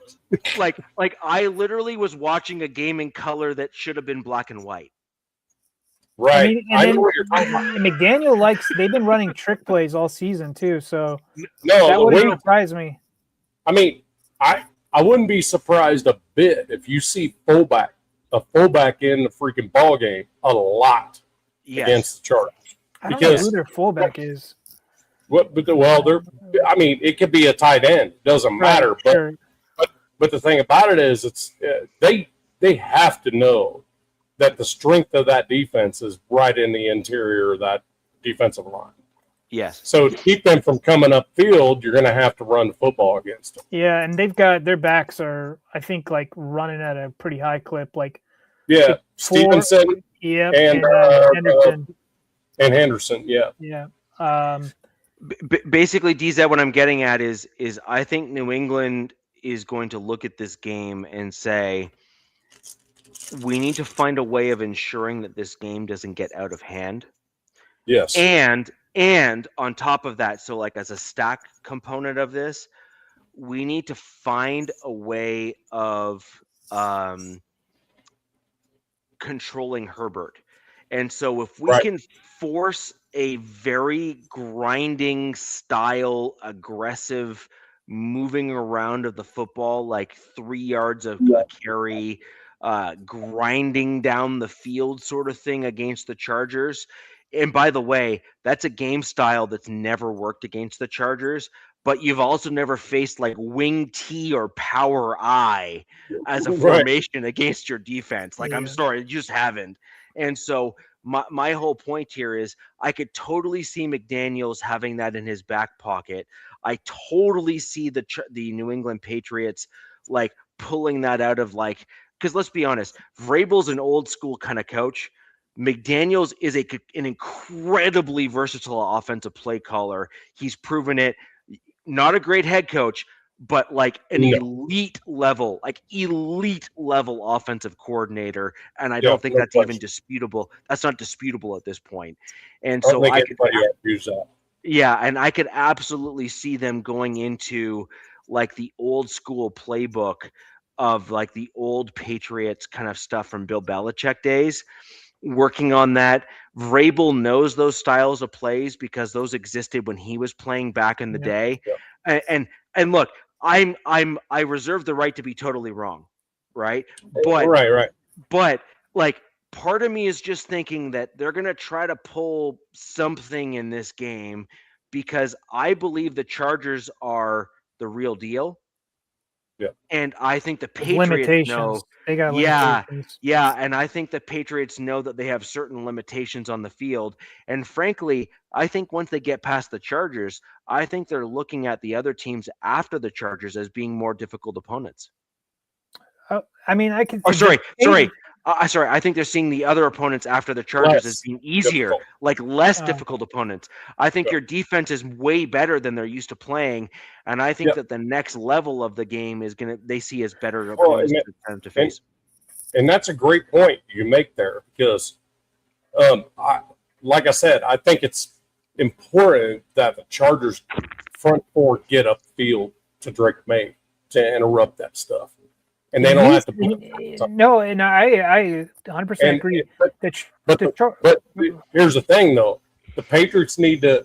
What Richie's talking about is the Patriots need to freaking identify that that's happening immediately, and deploy a freaking a strike back to it pretty much immediately. What I've seen from Drake May is one of the kind of, I guess you could say, pros that he holds onto the ball so long is that he'll keep backing up, when he's got pressure, and he'll wait for like that tight end to get underneath or something, and he'll throw it too. Yeah, no, he's a fantastic thrower, especially for a second year. No, Bayou Raider, yes, it's a huge concern. Another thing is May is the third quarterback leading like running quarterback. I think like Herbert's 2 and 1. I forget who that is. So Drake will use his legs as well. He's incredibly athletic kid. Now we'll see, like, are the lights going to be too bright? We've seen it where the lights were too bright for Justin his first 2 playoff games. Yep. Mind you, those are different teams, different things, different everything. I don't think that's a thing for him anymore. I think he's every game's what it is for Justin Herbert. Yeah, I mean, he talked today. He showed that this year for the first time. He's been carrying this offense on his back. I'll say that. He's stiff arming dudes with a freaking broken hand. Yeah, I mean, he's trying to do everything he can to get his team into a winning position. Now, something one of the Patriots analysis guys said is he's like, the Chargers play just YOLO ball, and I was like, what? And then I kind of went, oh, you know what? This is probably right, because nothing that Greg has wanted to do, Greg Roman, the OC, has kind of really come to fruition these last 2 years, and it has to do with offensive line. So there's that. That being said, this is gonna be a fun, interesting game. It's playoffs. Everybody, it ticks up a little bit, aggression. I don't want to see dumb penalties. I really don't want to see dumb penalties. Like, that will really kill it. I want to see them let these guys play. And the fact that they don't have that stout of a pass rush, I don't want them to all of a sudden, become the freaking, the second coming of the 85 Bears, going against this offensive line. I hope this offensive line can hold up just enough and do their job in the playoffs. But we've got, 17 weeks of proof that they really haven't. So, yeah, it's going to be And oh, by the way, Dicker the kicker needs to make fucking kicks he's supposed to. Oh, dude, that was such BS. Him and our punter, man. Like, I felt like they had alternative motives. Like the script was in. I was sitting there. This game was 19-3 for one reason only. The Chargers could not capitalize on anything, and they gave it back to the Broncos at the most inopportune time the entire game. Well, the Texans now? Oh, Texans. Yeah. I was just like, what are you doing? Yep.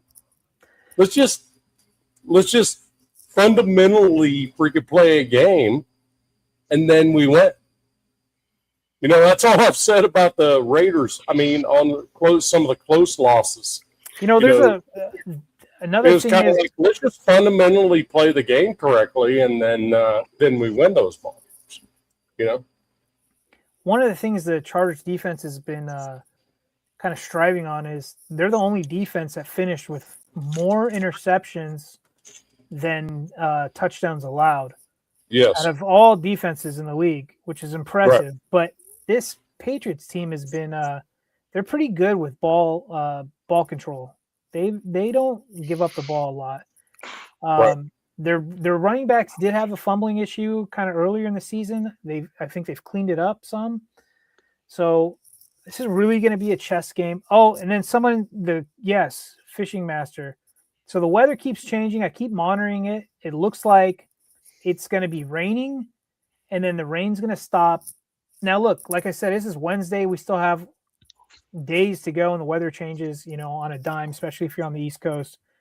So it's probably going to be 30 degrees with like 70%, 80% humidity. So it's going to be that bone chilling cold. Nice. Cold. I like it. So guys are probably, now if it doesn't rain during the game, guys can wear sticky gloves. And if it is raining during the game, they're going to have to wear their leather-based gloves. So there's going to be some equipment kind of stuff that's involved to see, like, all the advantages. You're going to need all the advantages. DZ, get in touch with your team. I am available to play for an NFL team. I come from Canada, and 30 degrees is balmy weather for me. Like, I will wear shorts to the game. Like, I will be totally fine. I will submit your resume to them. Yeah, so like let's just do it. Like, this is one thing that I think the East Coast media is saying. Fucking awesome. Look at the picture behind me. They're like, Chargers playing a dome. Like, that's a carport essentially. But the Chargers played in their third coldest game in the history of their organization against Kansas City this year. And that was probably their most aggressive physical game that they played, and they ended up winning that game. So I'm not going to be cocky and say I'm super confident, but unless it's raining, the wind is blowing, and it's snowing, 30 degrees, that's not an issue. Like, I think it was in the teens in Kansas City with wind chill. So people were saying it was 0 degrees. Yeah, you're right. And right now, I'm giving that edge to the Patriots, rightfully so. They've been on fire running. I think Hampton's gonna freaking get nice little freaking shoot up in his ankles, man. He's gonna freaking hot. My argument here, DZ, is that I don't believe the Patriots have played a running defense quite like the Chargers this year. They have not.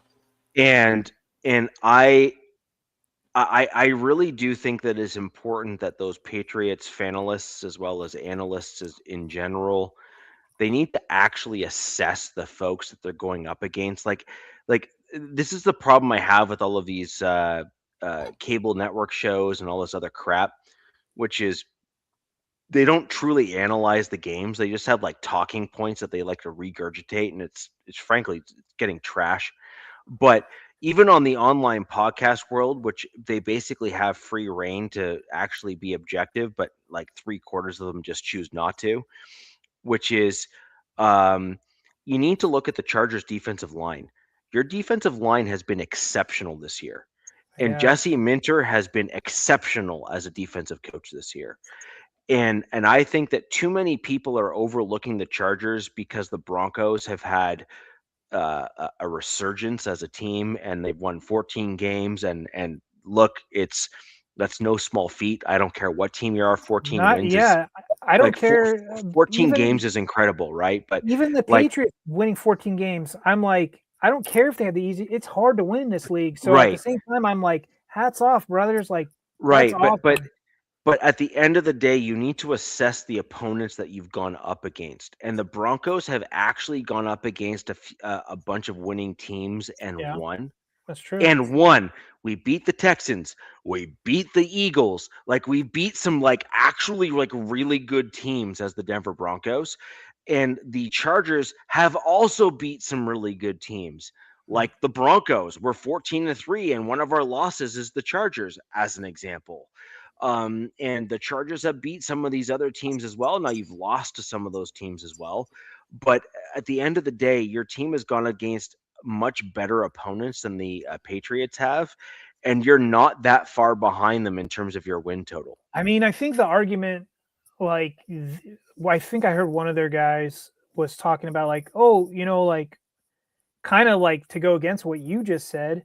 They're like, we've played top defenses this year, and they said that they're like, we played the New Orleans Saints, and they're like, and we played I think it was the Bills, but I'm like, wait, what? The Bills D sucks. Like literally, they're like amongst the worst in the NFL. And then I was like looking at the Saints, I'm like, yeah, sure, there's been games where the Saints have been pretty good, but I'm like, the Saints offense hangs that team out to dry. You know, like it's so. I'm just like, now if our offense comes out there and is complete crap, which could be the case, especially with that offensive line, especially with Greg Roman, then yeah, like, sure, but I don't see that happening, especially with Justin. Justin's going to do everything he can to will this team to a win. I truly believe that. I think he's got a bad taste in his mouth, especially with that last playoff game. I'm sure he's a competitor. He's probably embarrassed. And, you know, he can't do anything about the offensive line. He praises these guys, which as us fans, it drives us crazy, but he's just not a mean guy. So it's going to be interesting. I'm not going to get ahead of myself right now talking about the Broncos. One game out of the week right now. So anyways, the point here I have in this game is my gut reaction is I still believe the Chargers will likely win this game. Although I do think that if the Patriots come out with a game plan that I outlined earlier, I actually think that Minter, like the point is, if the Patriots come out and play their standard game plan, I think Minter wins, and I think that the Chargers end up winning and the Patriots lose.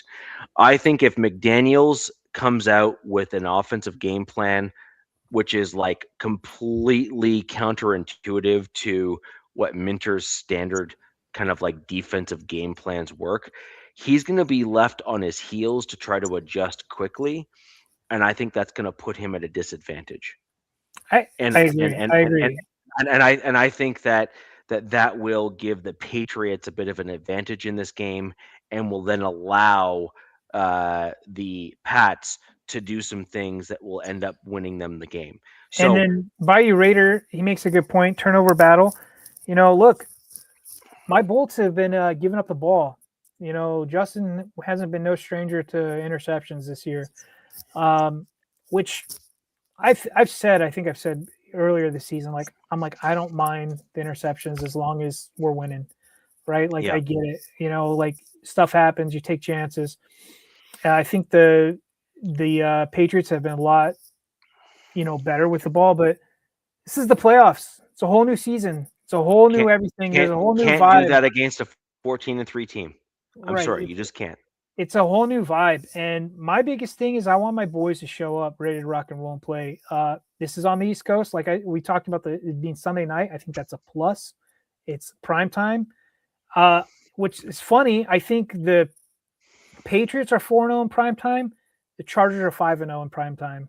Something's got to give. Something's got to give this season. They like to show up on prime time. Now, this being on the East Coast, they're not that great on the East Coast, but at night, we'll see. I think everybody will ready to go. I'm excited.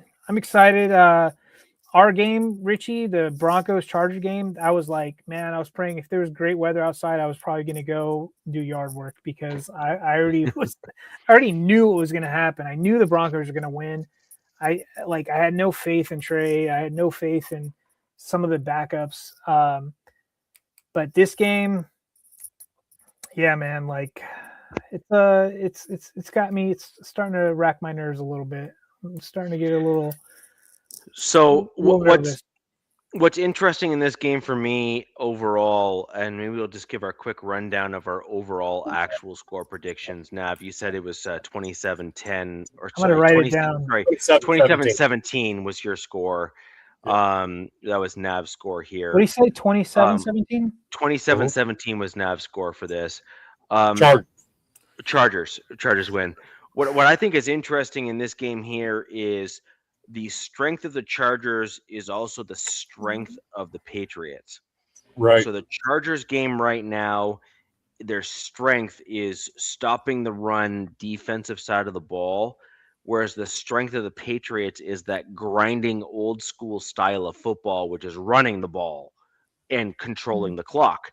So it's the Chargers. The Chargers are the top team in time of possession.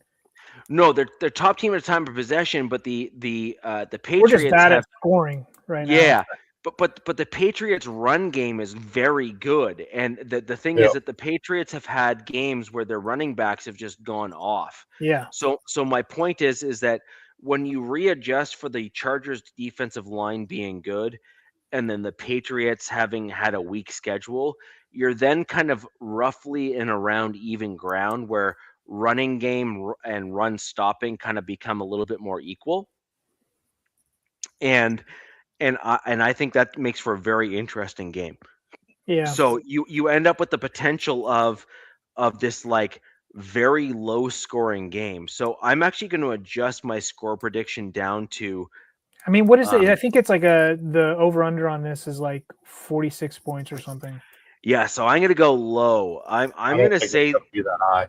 I'm going to say that this is going to be I'm going to go 21-17 Chargers. Wow. Okay. This game's weird, man. This game's going to be weird. In fact, no, I'm going 19-17 Chargers. Okay, 19. Okay, I'm crossing that out. Because I think that the New England Patriots are going to need to lean very heavily on their run game. That's going to inevitably then decrease their scoring potential just because that's the grinding style of football. So that's where you get into like field goal ball, right? Where it's like, we're going to take the field goal. And the other team's like, please don't score the field goal. So another thing is this. So that's where I'm at. The Patriots give up opening drive touchdowns, I guess, like all season, but they've still won. Pretty much every game. Yeah, but they still win. I think they're the fourth ranked offense, if I'm not mistaken. I could be completely wrong about that, but they're a really good offense. They're going to get some guys back on defense. It's going to be a really tough game. Yeah, this is not a game. If you're a gambling person or whatever, this is not a game where you want to bet your house on it. No. This is tough. Go either freaking direction. And my biggest fear is like I hope there isn't just some stupid flag at the end that just like gifts one team or the other. Like that's like a big nightmare for me. Yeah, that shit needs to stop. I mean, look, he's got Fishing Master game. Talking about Diggs going off. Like, I could see Diggs having himself a game, but I also could see Hunter Henry having a game. I could see freaking Stevenson having a game. Yeah, I could see all. My biggest thing is Hunter, just due to the zone aspect. You know, if Minter plays quarters and too high safety, he's going to want to keep everything in front of him, right? And Drake May has shown that he can still attack. He still will attack the quarters and the zone. He'll still try to go deep. That's where Diggs comes into the scenario. Yeah. But where I see it is the Chargers have been weakest against tight ends this whole season. We're good against wide receivers and running backs, and we're weakest against tight ends and weakest against running quarterbacks. May can run, and Hunter Henry, and they even have Austin Hooper. So isn't Robert Spillane freaking hurt? He's coming back. They're all excited that Spillane will be ready to roll. Okay, I wasn't sure if because that's going to be a difference maker for you over the middle as well. Yeah, they're excited about that dude. Yeah, that's the guy that I kind of wanted when he hit free agency. I was surprised. There's a few Raiders I think that are on the Patriots right now. I know Spillane's one. I think there's a couple more. I think there's some like offensive linemen, if I'm not mistaken. Wasn't Thayer Munford one of your guys's? Yeah, Munford. Yeah, he's over there. And then Trayvon Merrick is over on the Panthers, freaking damn near leading the league in interceptions. Yes. But look, we get Denzel Perryman. He had a 2-game suspension, what I thought was complete BS. For some reason, the Texans guys don't get suspended, but he does. The Texans have one of the dirtiest players in all the league, but Denzel. So I'm going to get Denzel. He'll get back. Looks like the defense should be primarily healthy. Dante Jackson did get like his ankle or knee kind of rolled up on and gets Richie's Broncos. But he's fine. He could have went back in the game. Who covers Stephon is going to be interesting. I think it might be Dante Jackson, maybe. I do have a prediction for this game, though. Derwin James is going to have 1 pick and 1 forced fumble. Man, that'd be great because that's my Derwin James freaking. This dude's gonna be freaking up for it. He's gonna be freaking jazzed. I'm telling you, dude. Look, there's 2 guys, Nav. Khalil Mack has never won a playoff game. No. And he's not getting any younger. Like, this is probably it's either this year, and then I've heard about rumors about him going somewhere next year, going back to the Bears. I'm not sure. Isn't this his 10th year? Next year would be his 10th year, wouldn't it? Yeah. Oh, be right back. Okay. So look, they're going to turn up, but I'm sure Vrabel's going to have his guys turned up. It's going to be a chess match. It's going to be who blinks first, who makes a mistake, who does something stupid, who starts taunting. Now, we do have a player, Tier Tart, who I'm a giant fan of. I hope they re-sign him, but he's been doing some dumb things. He's been doing a little extracurricular. He's been kneeing guys. He's been punching guys. He plays ball nasty. He's a nasty deep tackle. Bayou just said something right there I was thinking about too. How do you do max protect without max protect? So this is interesting that he said that because Tucker Fisk was put on IR like a couple weeks ago, but knowing that the playoffs were only like a couple weeks away, it was like a strategic thing. He's back at practice. He's their tight end, fullback, hybrid, extra O-lineman guy. Him coming back will help protection and the run game. Will Dissly's been kind of a little better. Now, our rookie, Gadsden, who I think is going to have a big game, better not be dropping balls because he can equally get over on the middle of the Patriots defense, even with Spillane, even with those guys, but Spillane's probably going to lay the wood against him. So, he can, but is the thing. I'm glad that he's looking like he might be coming back. I think that's extra protection, extra help, but I'm not going to disagree with Bayou Raider. I about that. So, yeah, Max. So Richie said, what if the Patriots they're not getting anything going on their normal freaking what they're going to do? And Josh McDaniels says, okay, we're going to go I formation. We're gonna just pound the football. Cool, gotcha. So the retort for the Chargers could be if they are just like straight up just cover free the entire time, not letting anybody, or going straight man to man or whatever they may be doing. You go to a 12 personnel, now freak Justin Herbert should be able to stand in there all day long. Yeah. You know what I mean? So I can see for their Patriots, Nav, I can see them. If I were them, I'd be running to the outside. I would be running to the outside. You can gash the Chargers on the outside. A lot of teams can get gashed on the outside. This is one of those games I would never even put $1 on for fear of losing. This is why I'm having trouble even with the score prediction. I just looked at all the matchups and I'm sitting there going, okay, if everybody keeps doing what they've been doing, the Chargers look like the better team on this matchup because the Patriots haven't seen what the Chargers do on either side of the ball. Bayou, I don't think it should. As of right now, the rain should stop. So, but if it's raining during this game, that's gonna suck. It'll probably suck for both teams, to be honest with you. I mean, they'll probably just grind it out running, but and this dude, Thick, he just said right there, 23-20 Pats or 23-20 Chargers. That's right. Flip a coin. So only reason I'm putting 20-20 or 27-17 up there is because I just know that the Patriots offense cannot deal with that freaking type of onslaught as long as Herbert is clean. Yeah. If he's clean, they're fucked unless they make a huge change. Yeah, they'll have Christian Gonzalez. Christian Gonzalez will probably be on QJ if I had to guess.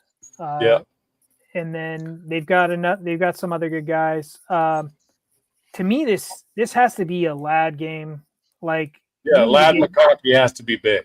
You need to get him going. You need to get him involved. He's dynamic. No, I think this is a Keenan Allen game. I think Keenan Allen will have freaking their cornerback one on him all day. Keenan Allen hurt people. They're already calling Keenan Allen washed. I've heard it like 3 different times from the Pats guys. He's washed. He's old. Sure, fine. I get it. Rob Gonzalez will be on freaking Keenan Allen until proved otherwise. Yeah, I mean, there's another guy. We got Trey Harris. I could see him. In there mixed. I like his hands. He's probably the only one that isn't dropping balls really. No, yeah, I agree. Like the fact that they call Keenan Allen washed, I'm like, okay, cool. When we need a third down, like Chargers are one of the best teams on 3rd and 4th down. Probably one of the top teams in the league on 3rd and 4th down, and it's actually currently ranked 6th in the NFL. And that has to do with Keenan Allen. Sorry, DZ, what was your score prediction for your game? Dude, I just said it's a hard time. I kind of like what is it, Vichin? I kind of like 23-20. Yeah, really old school. It's an old school game. Oh my god, man! I can't pick. I look. You know who I'm rooting for. Obviously, I want them to win. Like that's my deal. I'm not going to pick the Patriots to knock us out, but I wouldn't be surprised. We're playing at home, Foxborough, Sunday Night Football. Drake May, the leading MVP. All that stuff. But that's Stafford. Nav, that's my pick. But Nav, he said something that perked my interest is Jesse Minter's zone, from what I've been told from like opposing like team fanalists, like analyzers, is it's an exotic zone, and they're saying that May hasn't seen that before. But the thing is we played them last year, and I think beat them like 40-7 or something like that. It was like we beat them down. Completely different team, obviously. But another funny thing that I think it should be bulletin material is Drake May said he never met Justin Herbert. He's like, I haven't met him, but I heard he's a good guy. I heard he's like he's a good football player. I'm like, you played him last year and shook hands, and you guys. What a fucking dickhead! I'm like, are you being serious? I'm like, you've already become a masshole this quickly. Like, I mean, dude, you're a rookie this year, even though you've been in the league 2 years. Shut the fuck up, bro. Damn it! I threw the F-bomb again. Damn it! I worked for like this in my 20s. I worked up in Boston, all throughout Massachusetts for a while. So I got to be up and close and personal with call them massholes. They're an interesting breed of fans, man. They are a passionate fan base. Yeah. So this is New England fans seem to me like they're equally as aggressive as Philly fans, except without the violence. That's probably true. Yeah, they get violent. I've seen it firsthand. But like Philly fans are here, and like the New England fans are here, right? Yeah. Like in terms of violent actions. Yeah, in terms of action. One fan base can be trashy and destroy things, and other fan bases equally violent in a different way. Yeah. They're just verbally violent and trashy, right? So I actually see the New England fans as being more aggressively verbally violent, but less aggressively physical violent. Quick story. So anyway. You're gonna want to hear this. You're gonna want to hear this. I was working in Boston. We're working on a street there called Newberry Street, which is like a famous street in downtown Boston. It's where all like stuff is at. I'm working with this guy, born and raised somewhere in Massachusetts or wherever. Working with two guys. They are diehard Patriots, diehard Red Sox, diehard everything, right? They lived in LA. They're out traveling, working with us in Boston. So we're sitting there, and it was like a break, because this used to work for Fox Television in my 20s. And they come down the stairs and they light up a cigarette, and they're like looking across the street. And I see him like point to his buddy, and he's like pointing across the street. And I'm like, what is he pointing to? And he's like, you see that effing douchebag over there? And I'm like, what are they? What? Why are you saying that? Like, what? And they're like, look at this guy. He had a New Era flat build, brand new Boston hat on with like the sticker. How they saw that, I don't know. They wore like ratty Boston, like just whatever. They're like, first of all, it was the first Southie Boston. I don't know if you guys are familiar with that. That's a whole other Southie versus yeah. So these guys literally started screaming at this guy across the road, calling him a douchebag, you POS, we're gonna come over there and beat your ass, take that hat off, you poser, like all this stuff, just broad daylight, in the middle of everybody, just they're PAs. I'm like, dude, you guys chill the F out, dude. Like, but that's how crazy psychopath fans these Boston guys are. They're calling out one of their own because they think he's a poser because he's wearing a nice hat. Because he's got a brand new hat on. And of course, the true fans are guys that have the old school hats that have been through the ringer. And that's the only way that you're going to know A from B, right? I trust me, I've seen all that crap here in Canada too. It was interesting. I was like, I got a whole new different respect for you guys. And then Southie's a whole nother story. But yeah. So interesting score prediction, DZ. I think that's interesting. I think that Nabman, you had 27-17. I had 19-17. I 19-17 after my adjustment because I think this is gonna be a slugfest of sorts. I really do. And then I hope they turn it into a slugfest because I could see the Patriots being explosive. You know? Yeah. I mean, the Patriots could get cocky and try to pull out the like we think we're just better than you, and I think that they're going to be exposed. Like I'm going to be honest, I think if they pull that, they're going to get absolutely slaughtered by the Chargers. If they are smart, which like Vrabel is no dummy, and No. McDaniels, as much as he failed as a head coach, is wicked good. That's a Boston phrase for you there. Is wicked good as an OC. He is in like that upper echelon of offensive. And then remember, fellas, they picked Harbaugh over Vrabel. Yeah, just letting you know, because Vrabel was like in his third interview, and they went with Harbaugh over Vrabel. So Vrabel's got to feel a certain way. So there's that as well. Yeah. So, anyways, this is going to be a really cool game. I had 19-17. You had 27-17, and you're 23-20 for your Chargers. So we have a universal win for the Chargers, although a squeaker, if we're going to be honest, in terms of scoring. No, okay. Let's make it an ass whooping. Let's punch the Patriots out of there and get them off that whole fucking. We're back. I know we're going, but do you guys agree with this? Since they're the second seed, the pressure's all on them. I'm like, yes, I do. Okay, I do. I'm 50-50 on that. No, I do. I think the Pats have a lot more pressure on them than the Chargers do. Although I think if you're going to be honest, within the AFC West circles, I think the AFC West circles, like let's be honest, DZ, you and I are plugged into the AFC West circles like nobody's business. Like I think, and Nav, sorry, like I'm not trying to discount you. I'm just saying that DZ and I roll within the same groups. Okay, I am on the Chargers side of the things too. Like Bolt Bros and I, like we're chatting regularly. Like I got a whole bunch of other guys in the Chargers side too. And the general consensus within like the totality of the AFC West circles is the Chargers are no joke. Like they are a legit team.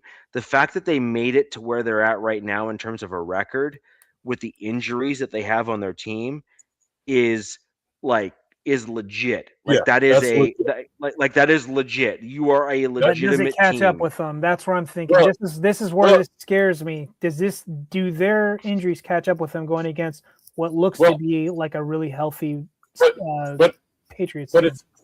But DZ, it's a character thing. That's true. The Chargers' character is we're gonna do whatever we got to do to win a ball. Because we're hurt. You know what I mean? We got to do everything. They're great and grimy. What that is good coaching. That's good coaching. It's going to be interesting. I've said that like 20 times. I agree. That is good coaching. That's exactly what that is. That is a head coach that knows what he needs to do to win. I'm very nervous because these are both really good teams. And don't be, bro. I got you. I'm telling you, Patriots and done. I'm sick of them saying we're back. I hate that shit. I hate it. The Patriots ruined a lot of people's childhoods, and they're in my 20s with that Bill and Tom. Ruined one game for me for sure. It was bad.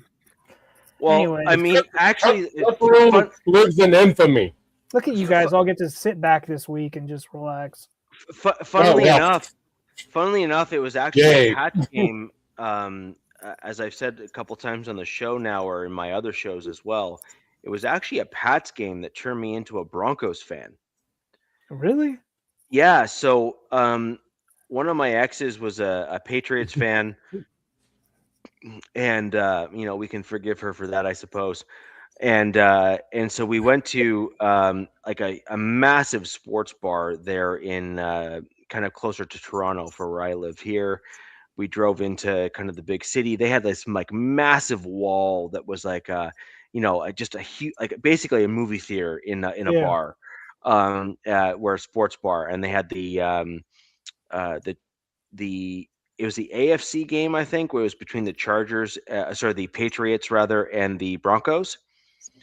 And it was like, this is a while ago now. This is like, we're talking like well over 10 years ago now.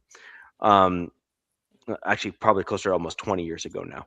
And so the Chargers and Broncos were on the big screen, and it was a huge screen there with like the projector screen and the whole bit, and there was, it was great. And I remember watching the Pats, and the Pats were trying to get all cute with everything, and they were like, double trick play screens and like all the things and all the stuff. And this was like in the earlier years of McDaniels and whatnot. And I remember looking at that saying, okay, that's like all fluff and stuff, and that's great. And I saw the Broncos, and everyone in the bar was like cheering for the Patriots. And I'm looking at the Broncos playing, and I'm like, they're kicking the crap out of this other team. I was like the Broncos are beating down the Patriots. Like they are actually the more gritty team out of this. The Patriots may have a few guys that are like really good, and that's fine.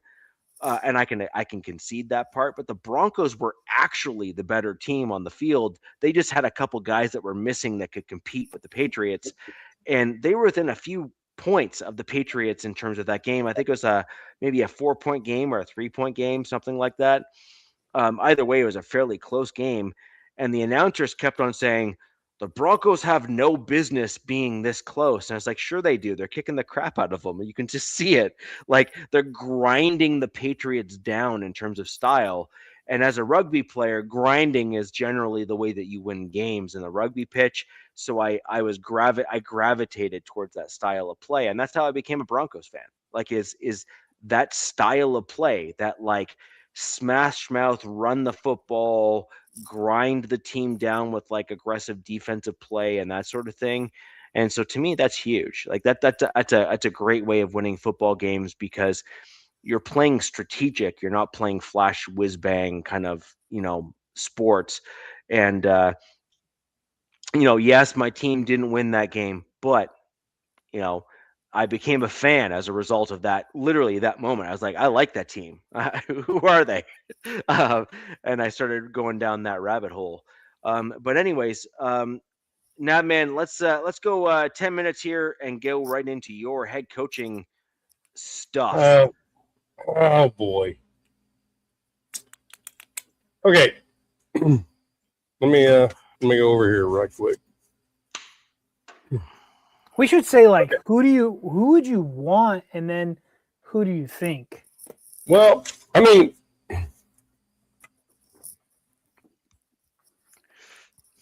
John Harbaugh is not on my radar as an individual. I think the general consensus across the nation is we want to get young at head coach. That makes sense. So that being said, I'll come back to what you just asked me. Okay. So here's the interviews we have throughout this week as just before we started this. Tonight was Davis Webb. QB coach for the Broncos. QB coach for the Broncos. So what is that interview? Is that an OC interview? Being a quarterback coach? Don't know. Okay, what is that interview? Don't know.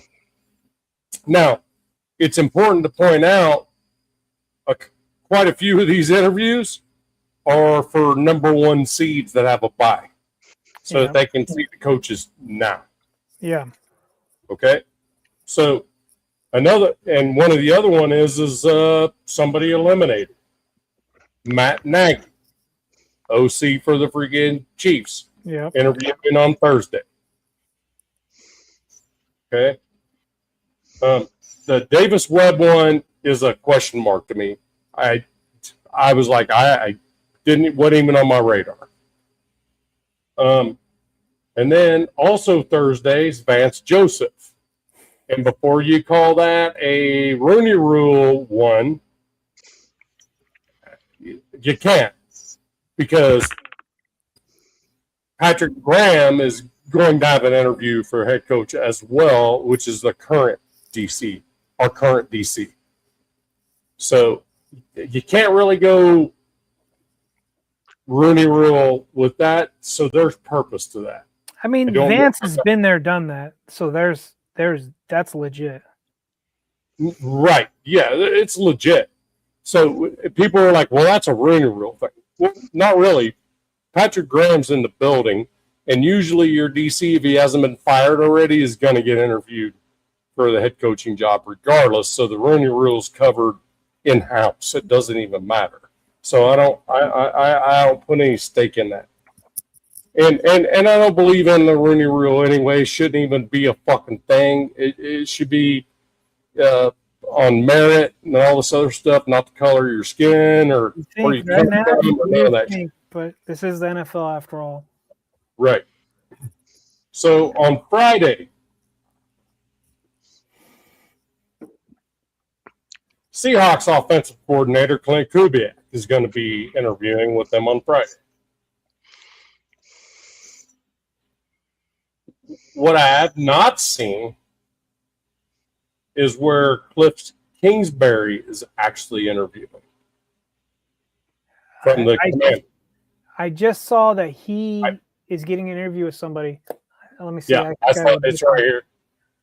It's right here. I moved it. He does have an interview with someone, but the way that all went down was kind of weird too, because initially Kingsbury said he wanted out, and then the commander said that they moved on from it. Yeah, but didn't they fire both their coordinators? Yes. That just got him into like a divisional game the year before. Out of nowhere. Yeah. It was just like, wow. Bad football. So you understand, last year we damn near had Kingsbury. If we would just gave him a 3-year contract because he wanted 3 years, and we would have had him as head coach. Instead, we ended up with Pete Carroll. Just so you know, that's the wild card is with Kingsbury.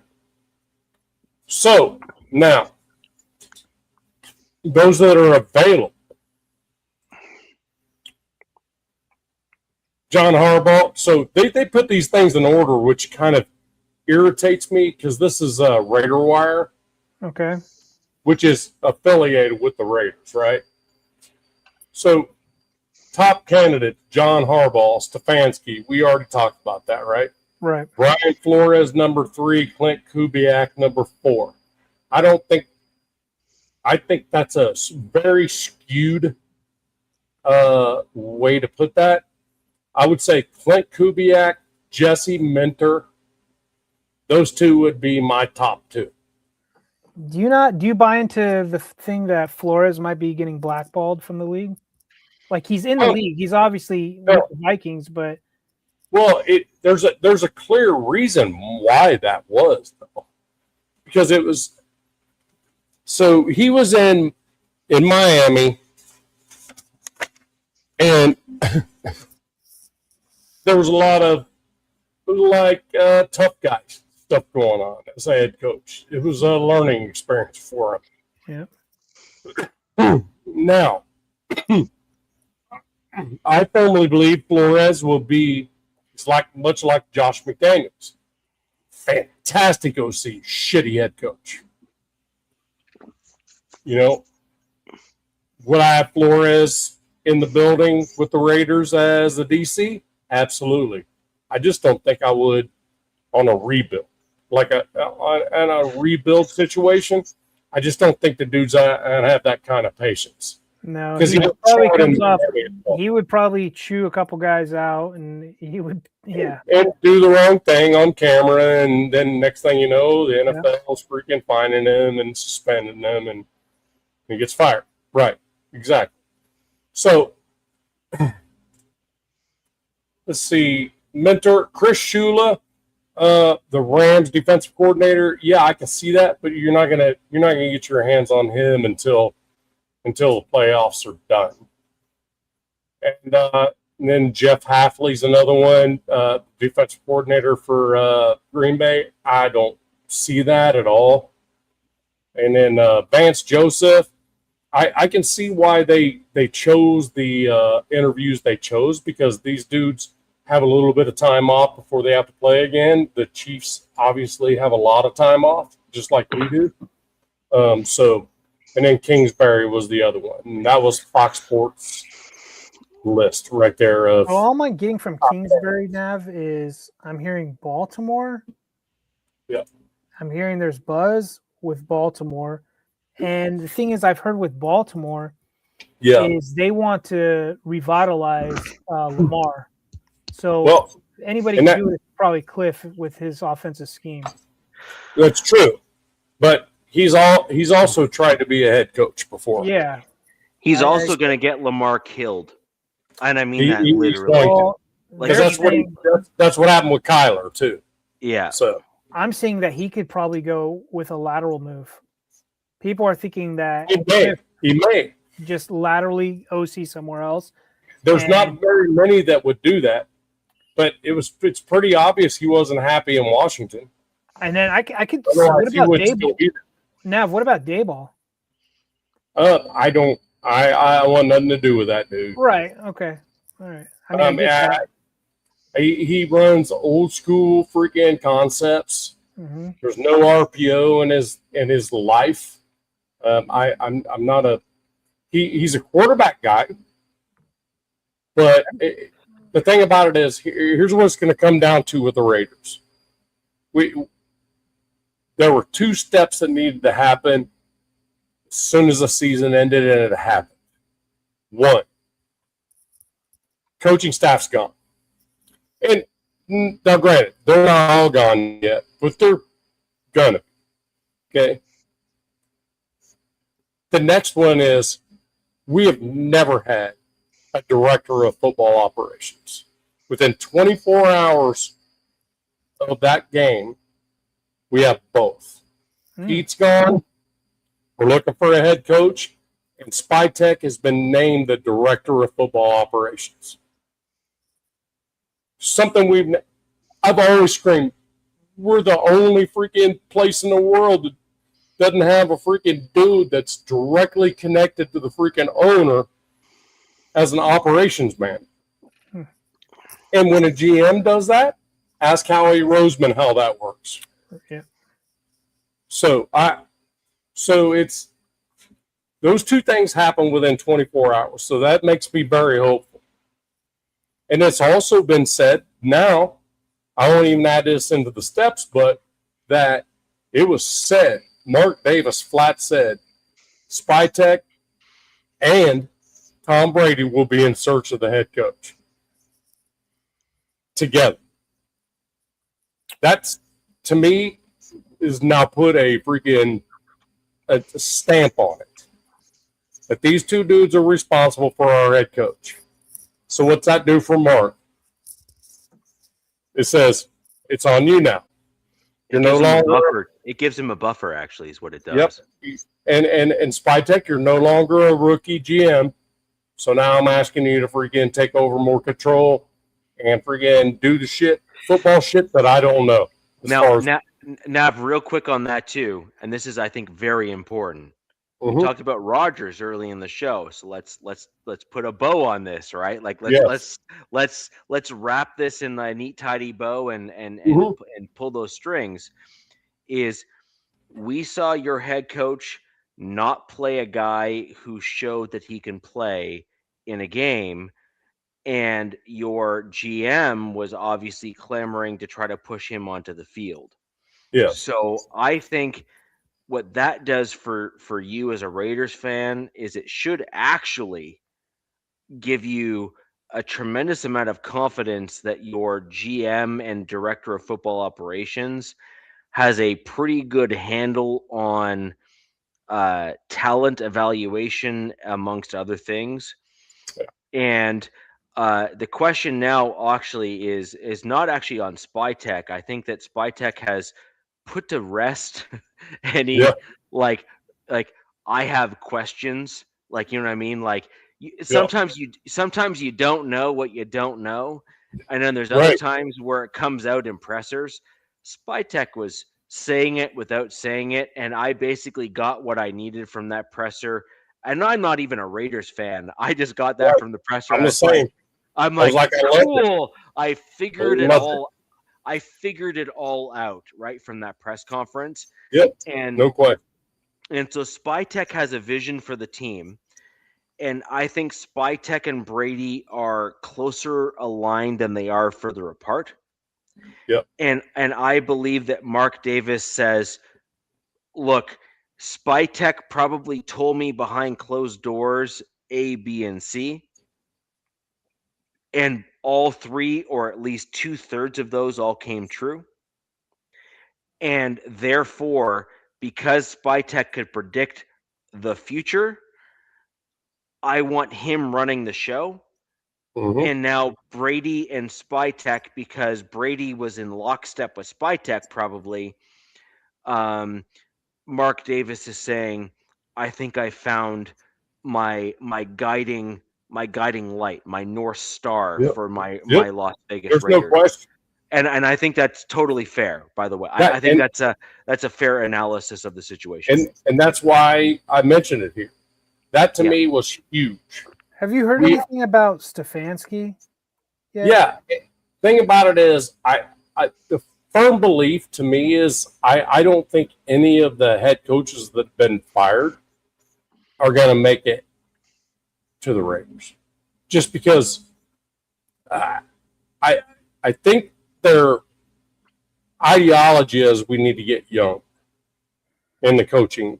I mean, he's kind of young. I mean, he was two-time coach of the year guy. I mean, shit. Harbaugh's 63, and that's 10 years removed from Pete Carroll. So it's kind of like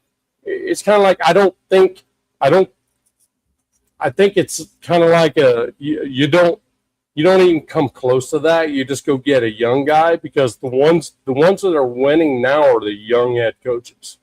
Liam Cohen, you know what I mean? So Jim Harbaugh's a young head coach. To be honest with you, he's the younger brother of John Harbaugh.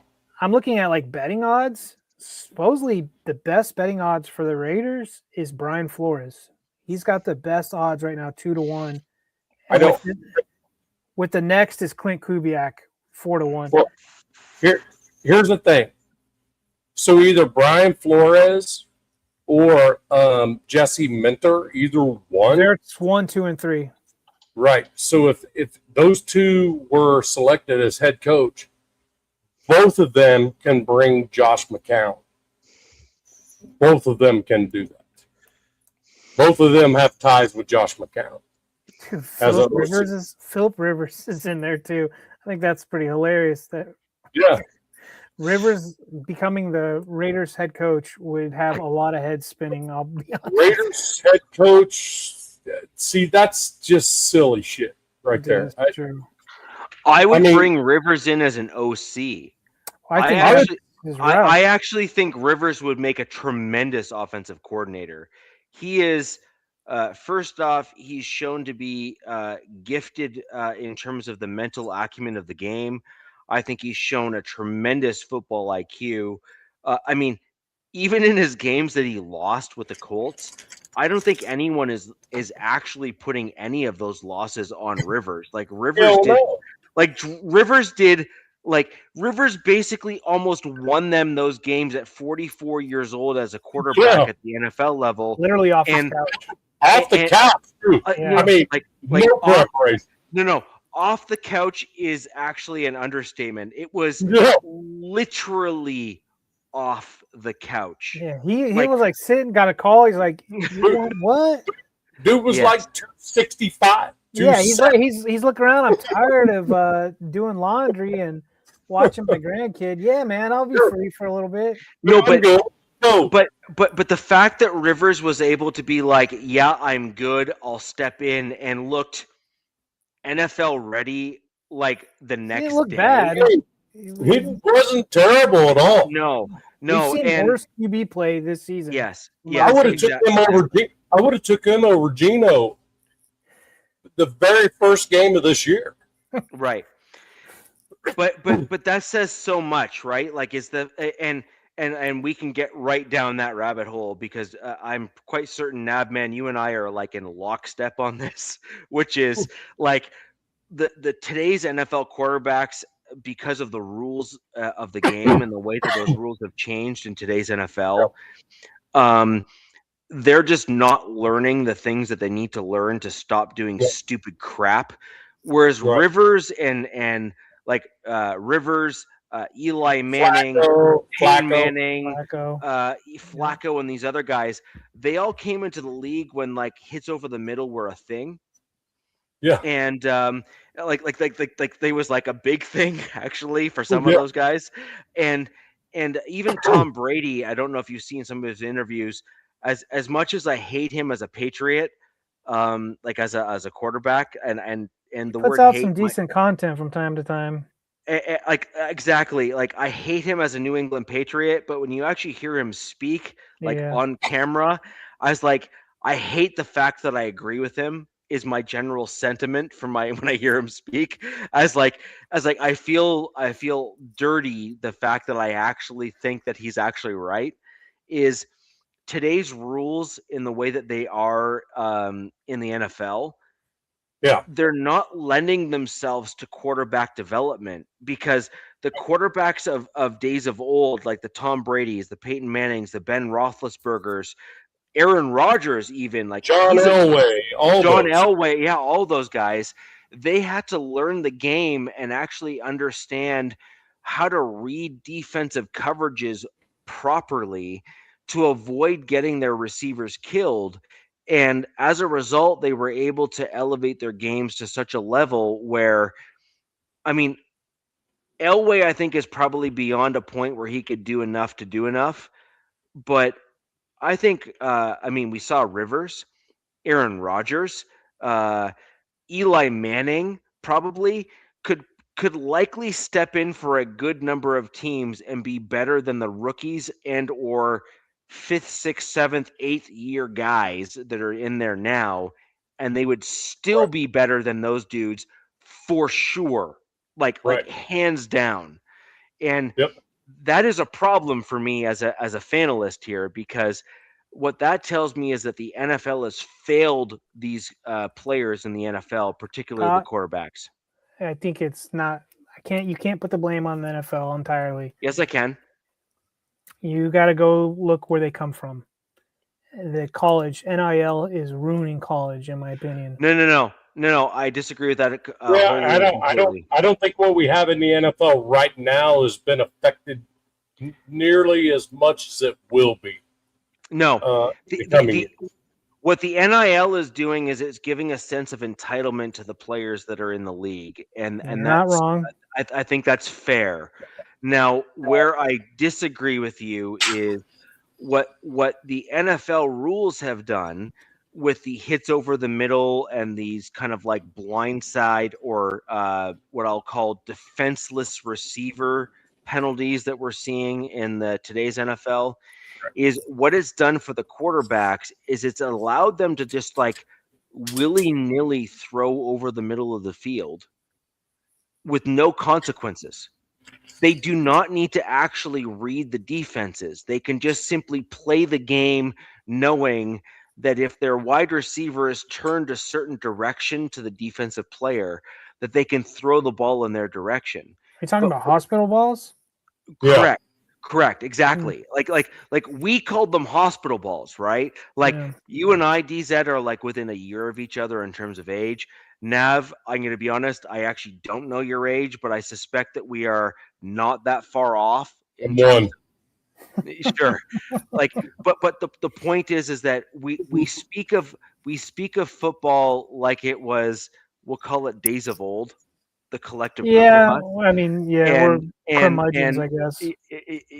Okay, so Navman, you're a little bit older than I am by a little bit, but nonetheless, I have been told that I am much older in terms of mental mindset than I actually am in age.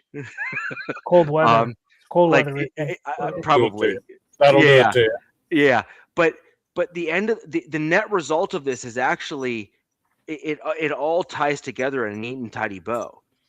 Peyton Manning, Tom Brady, Ben Roethlisberger, Eli Manning, while he is the lesser of the two Mannings, is still like better than a good percentage of the quarterbacks in today's NFL. Like these guys had to learn to read the defense that was before them to ensure that their wide receivers were not sent to the ER because they were going to get slaughtered over the middle of the field. And yet all of these quarterbacks were able to work the middle of the field and get guys like Rob Gronkowski into the Hall of Fame. And make no mistake, like dudes like Rob Gronkowski and guys like Antonio Gates and guys Tony that are Gonzalez, Tony Gonzalez and other guys, Sharp. they worked the middle of the field like nobody's business, but they had quarterbacks that had the mental ability to assess the defenses that were in front of them and dissect them at a level that today's NFL quarterbacks just simply don't do. Now, there are a couple of them that can, okay? Like I'm not saying that skill set is totally lost. But what I am saying is that skill set in today's NFL is becoming incredibly rare. Like as in like rare, and that's a problem. Like I mean, I think what we're seeing with young QBs coming out, and I'm not saying all of them because some of these guys are pretty good, but I would say for the majority, it's like it's their, it's like their first read isn't there, they're taking off, they're using their leg or something like that, or it's like where the that mindset is. So when IU played Penn State, there was a throw that Mendoza was about to make over the middle to Stockton, and he didn't, and he ended up throwing the ball away. Dude was open, and then guess what? There was a flat. Just because he looked at the freaking receiver, Penn State freaking linebackers freaking destroyed his receiver over the middle. Right. And at the end of the game, Mendoza says, yeah, it was a great throw to win the ball game at the very end, but the one I would want to take back is eyeing down Stockton and getting him hit like that. Even though that actual play was what won them the football game. You know what I mean? He's like, I didn't mean to look at him because I knew he was over there. I knew he was being double cut. I knew he was over the middle. He goes, I need to get better at that. That's kind of shit that when we talk about, the first pick and everybody's like, can't take a quarterback because we don't have offensive line. We don't have all this other shit. I'm like, dude, but when you have the dude, you get the dude. Correct. That's one thing I want to throw the nation right now. If you have the opportunity to get the dude, he's the dude. I think if you look at everybody who's in the playoffs, I mean, it's all here and here, dude. The dude's got everything. Somebody put a stat up like for all the teams in the playoffs. I think it's like first round quarterbacks. They're all first round, like high end picks. Yeah. You know what I mean? So like that's a valid argument for Raider Nation is, yep. Look, I've heard where it's like, maybe trade back, maybe this, build Come up. on, man, you can't. And, but again, it's gonna come. I'm gonna be the dude that tells you it's gonna what's gonna determine all of this. Every bit of it is who the head coach is. Yeah. That's gonna be the determination. We're gonna find this out probably in the next 4 days. And my assumption, it's Clint. If we're getting quarterback number one, Clint Kubiak is coming to the Raiders. That would be my thing. If nothing else, is Jesse my comment to you. Like yeah, my comment to you is Clint Kubiak has got the Gary Kubiak style of offense, which is the outside zone. He is directly descendant from his father, who is direct descendant of Shanahan, who is the outside zone scheme guy, right? Like we are of an ilk that we both remember those sorts of things, right? Yes. And so the point here is, I'm going to tell you right now, full stop, period. This is very important. You need to sort your offensive line like in advance of the draft. So I'm going to tell you, we saw what Chicago did was probably the best case scenario for Caleb. But the thing is, Chicago did that the year after they drafted Caleb. That's true. And then look, and we'll get to that. Justin didn't inherit a good offensive line, and then Tom Telesco's like, dude, I gotta protect this guy, man. I saw what happened to Andrew Luck. Right. By the way, Herbert has been hit more than Andrew Luck to date, so there's that. Right. So they're just cursed in that, but they've tried. They're trying with the tackles and bringing all these guys. We're just in a unique situation where we have all that cap space. Yeah.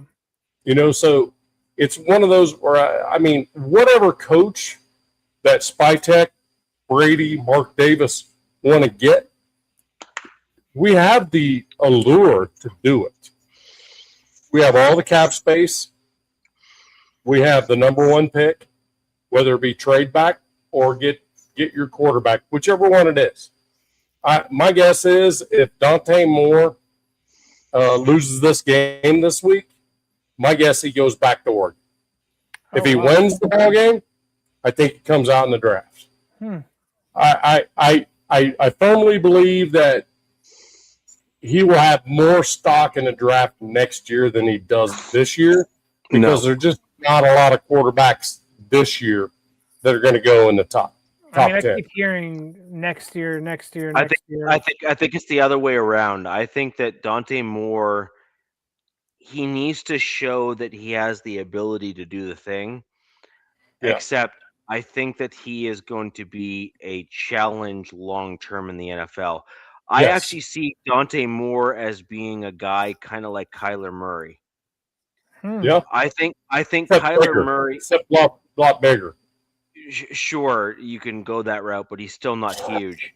That's like saying like a dude's a midget, but he's a tall midget, right? Kyler Murray's like what, 5'8"? Doesn't take much. Jeez, yeah. Yeah, but my point here is this though, right? Which is Mendoza's a guy that's got the prototypical size that you want for a quarterback, and he's shown that he's done the right things from a mental mindset perspective, that he would be a reasonable guy to take take that risk on, right? In terms of can he be the guy? Can he develop and can he do the thing? You need to have proper coaching behind it, and you need to have proper coaching staff behind that guy to develop him.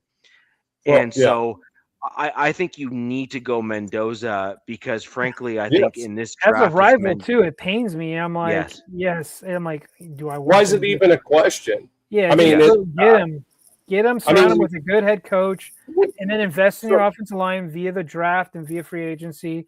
And maybe you have to skimp out on one side of the ball or one position or whatever. But look, I think one thing that Raider fans need to understand is this is essentially a rebuild, and growth takes time. Correct. So the impatientness of the fan base needs to relax a little bit, like they had with Pete Carroll going into everybody. When Pete Carroll came, they're like, we're gonna. I saw people saying we're 11-win team, 10-win team. What me was it? But that's just what I'm saying. I'm like, but say you get Kubiak, say you get Mendoza. I was expecting 7. Just enjoy the growth that you're going to get. You know what I mean? Yep. Who knows? You go out there, you get 7 wins or something, 8 wins with Mendoza. That's and you still have great draft capital going into next year. It's just going to be this building. It's just going to be this get it rolling. Right. The foundation's getting stacked on. Right. And DZ, I don't understand the risk people are talking about. It's not a risk. We're the worst football team in the NFL. It's not a risk. We can get the best quarterback in this draft. You get him. It's not a risk. Yeah. It really isn't. Well, so is it a risk? Yes. No. Yeah, it is. I'm going to tell you what. I'm going to tell you why.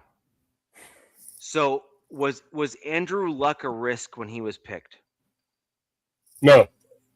Okay. How did he work out for the Colts? Great until he got hurt and couldn't. They didn't invest in the O-line for him. Correct. Right. And so now what I'm kind of getting at is you need two things for that quarterback to succeed, right? You need the quarterback to do the right thing and be the right guy. And I don't think either of us on this pod are going to say that Andrew Luck wasn't the right guy for the Colts, right? Right. Like I think we can agree. Like, can we unilaterally agree on that? Yeah, we gotta have the right coach. Yeah, we gotta have the right coaching, the right front office, and all that to make shit right for it. Yep. That's what it comes down to. Right. And so my point being is that it's more than just the right guy for the job, so to speak. I think Andrew Luck was the right quarterback for the Colts, but I think the Colts didn't appreciate the succession plan that they had in place there between Peyton Manning and Andrew Luck. Andrew Luck was a special dude. He was literally like a unicorn that they had at their disposal. Yep. And frankly, they blew it, right? Like, if we're going to be honest, they completely blew it as a franchise with Andrew Luck. And as much as it pains me to say this out loud, and it's tough, I'll do my best to get it out, but my thoughts are what they are. I want the Raiders to actually be competitive within the division, because I truly think with where the coaching is within the AFC West, with the talent that we have in the AFC West, that we could honestly and truly be where we thought we would be at this season for the next 3 to 4 seasons at least, with our coaching staff and the talent that we have here, that we will literally have the last in our division be probably better than most playoff teams, even if they don't make it. Right, you know what I mean? That's what we expected this year, to be honest with you. Right. Yeah. And so my point here is that you need an offensive vision, you need a defensive vision, and you need the right personnel to keep your quarterback safe and secure. So am I saying that you're going to tank right away? No. Am I saying that it's not going to have an immediate bump? No, I think that once you get the right dude in place, that you immediately go up 2 to 3 games or 4 games as a win total, simply because that quarterback immediately gives your team a bump, because they're just that damn good. Like, it's just a simple fact. Like, they're just better. You know what I mean? Yeah. But the point being is that your organization, like as a whole, needs to progress forward with that quarterback. So like Arizona is actually a good example of this. Kyler Murray was actually a very good quarterback coming out of college and could have been a much better than he actually was. But Arizona is actually a trash organization, and there's a reason why Vance Joseph moved on from them as fast as he did. Right. They're equal to the Jets as far as and so they destroy young players. Right. And so you want to make sure that your team doesn't fall into that category. Richie, I don't have any control over that. All I'm trying to tell you is that if you have the opportunity to get the dude, you get the dude, and then you spend that $100 million plus that we have to protect the fucking guy. Yeah. Then you worry about the defense afterwards. You worry about defense afterwards. Look, Nav, my point here is this: is that AOC showed. I understand your point. I get your point. Don't treat him like Andrew Luck. Got it. Yeah, no, but AOC was originally seen as a guy that had legit potential within your team, and frankly, I certainly didn't hear that sentiment within other segments of your fan base, if I'm going to be honest. Oh, no. It's because it's the best thing we have. No, and that's totally fair. I'm not saying that I assessed AOC in the same regard as other members of your fan base did. Right. I'm saying that members of Raiders Nation assessed AOC as a potential franchise quarterback. Like, they looked at him and said, like, he can be the guy. And the point being is, I think Mendoza can be a franchise quarterback.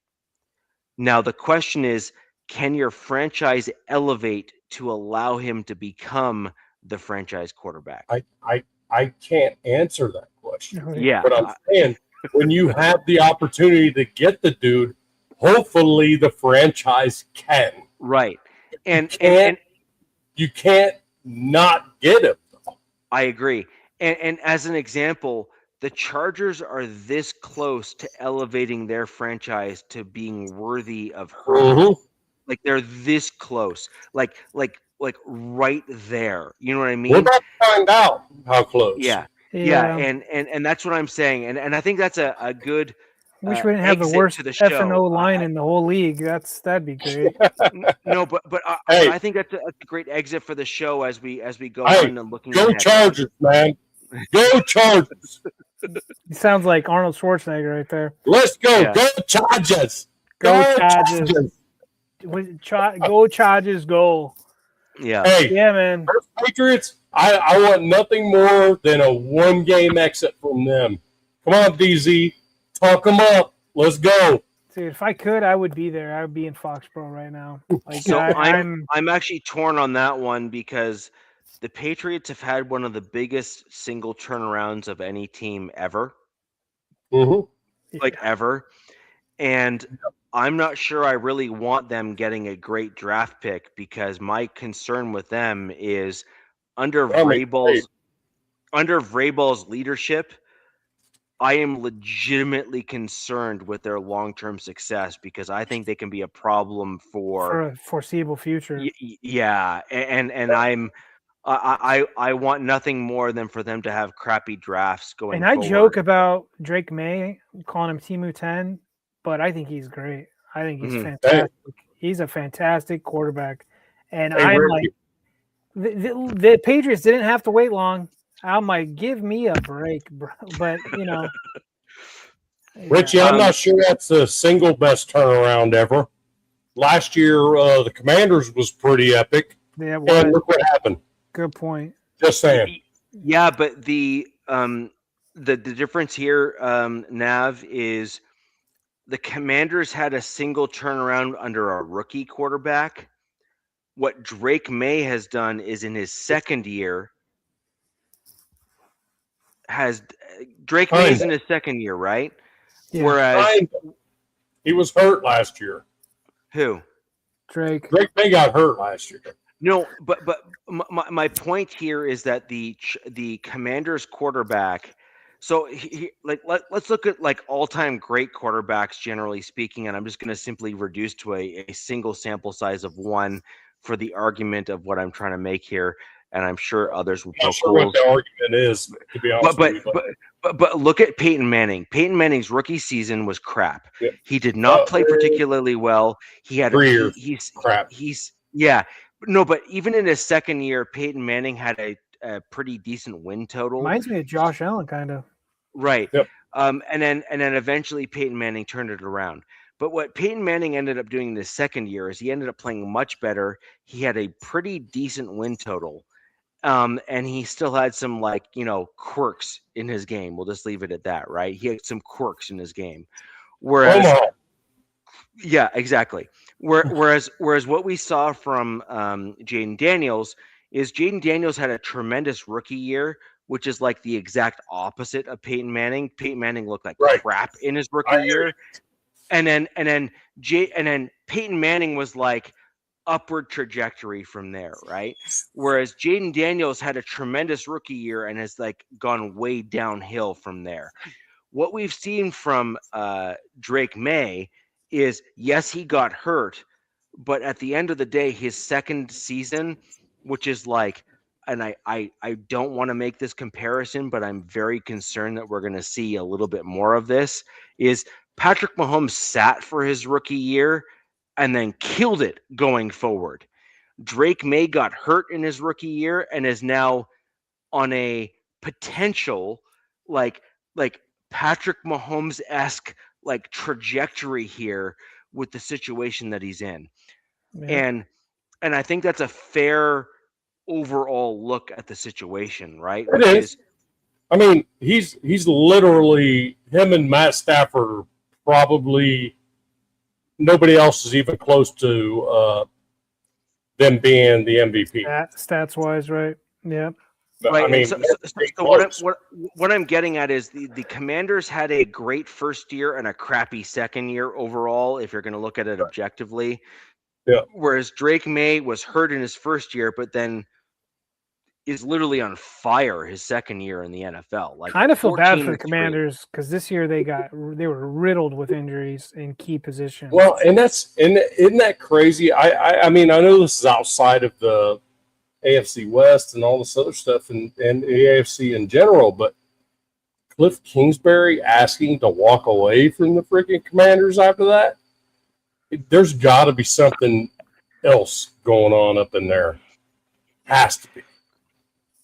Yeah, well, he's probably looking at around the league and looking at the Commanders as an organization and all like. Yeah, but he was brought in there under, pretty sure, at least a 3 or 4 year contract for them guys. I don't know, but I mean damn.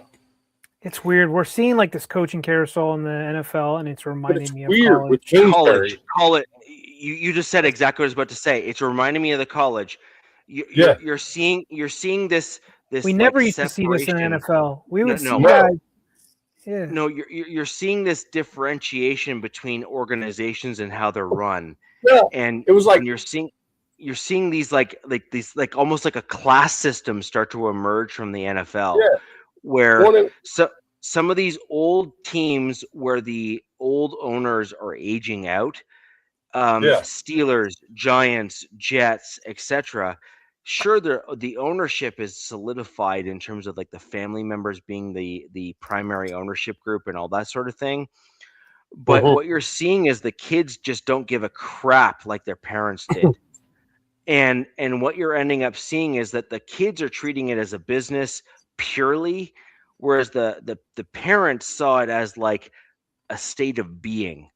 Right. Like where they like lived, eat, and breathed the organization that they were a part of, and they had a pride of ownership and a pride of success and other things of that nature. And I don't think the kids have the same sense of pride in the product that's on the field. They just see it as like, we'll win anyway. Who cares? Yeah, and that's where I said it was a big deal on the steps that I said need to happen like super quick. There's like 5 of them. And 1 and 2 happened in 24 hours. Spytech named director of football operations was huge. That was big. Making the GM the director of football operations, which, oh, by the way, the Raiders have never had. And every Raider fan, bring it on in here. Try to tell me who the director of football operations has been other than the owner in our existence. None. It's been Al Davis, been Mark Davis, been blah, blah, blah, who, you know what I mean? Those 2 owners, that's all we know, right? But what I'm saying is it takes the football knowledge out of Mark Davis's hand. He doesn't have to know football. You know, all he can do is say, hey, guys, did you see this guy? Fuck yeah, we saw that guy. You know what I mean? That's all you got to say. But when that happens, that's a big deal because this is the first time in our history we actually have a director of football operations. That is big to me. Moving on up. So I think that's a great segue to kind of close out the show. The Raiders have solidified their organization in terms of leveling up. That's great. Look, I think a solid AFC West allows each AFC West team that makes it to the playoffs and even further into the playoffs gives them more credibility. And frankly, regardless of who ends up getting better or worse or whatever the case may be, that's a good thing for the AFC West as a whole.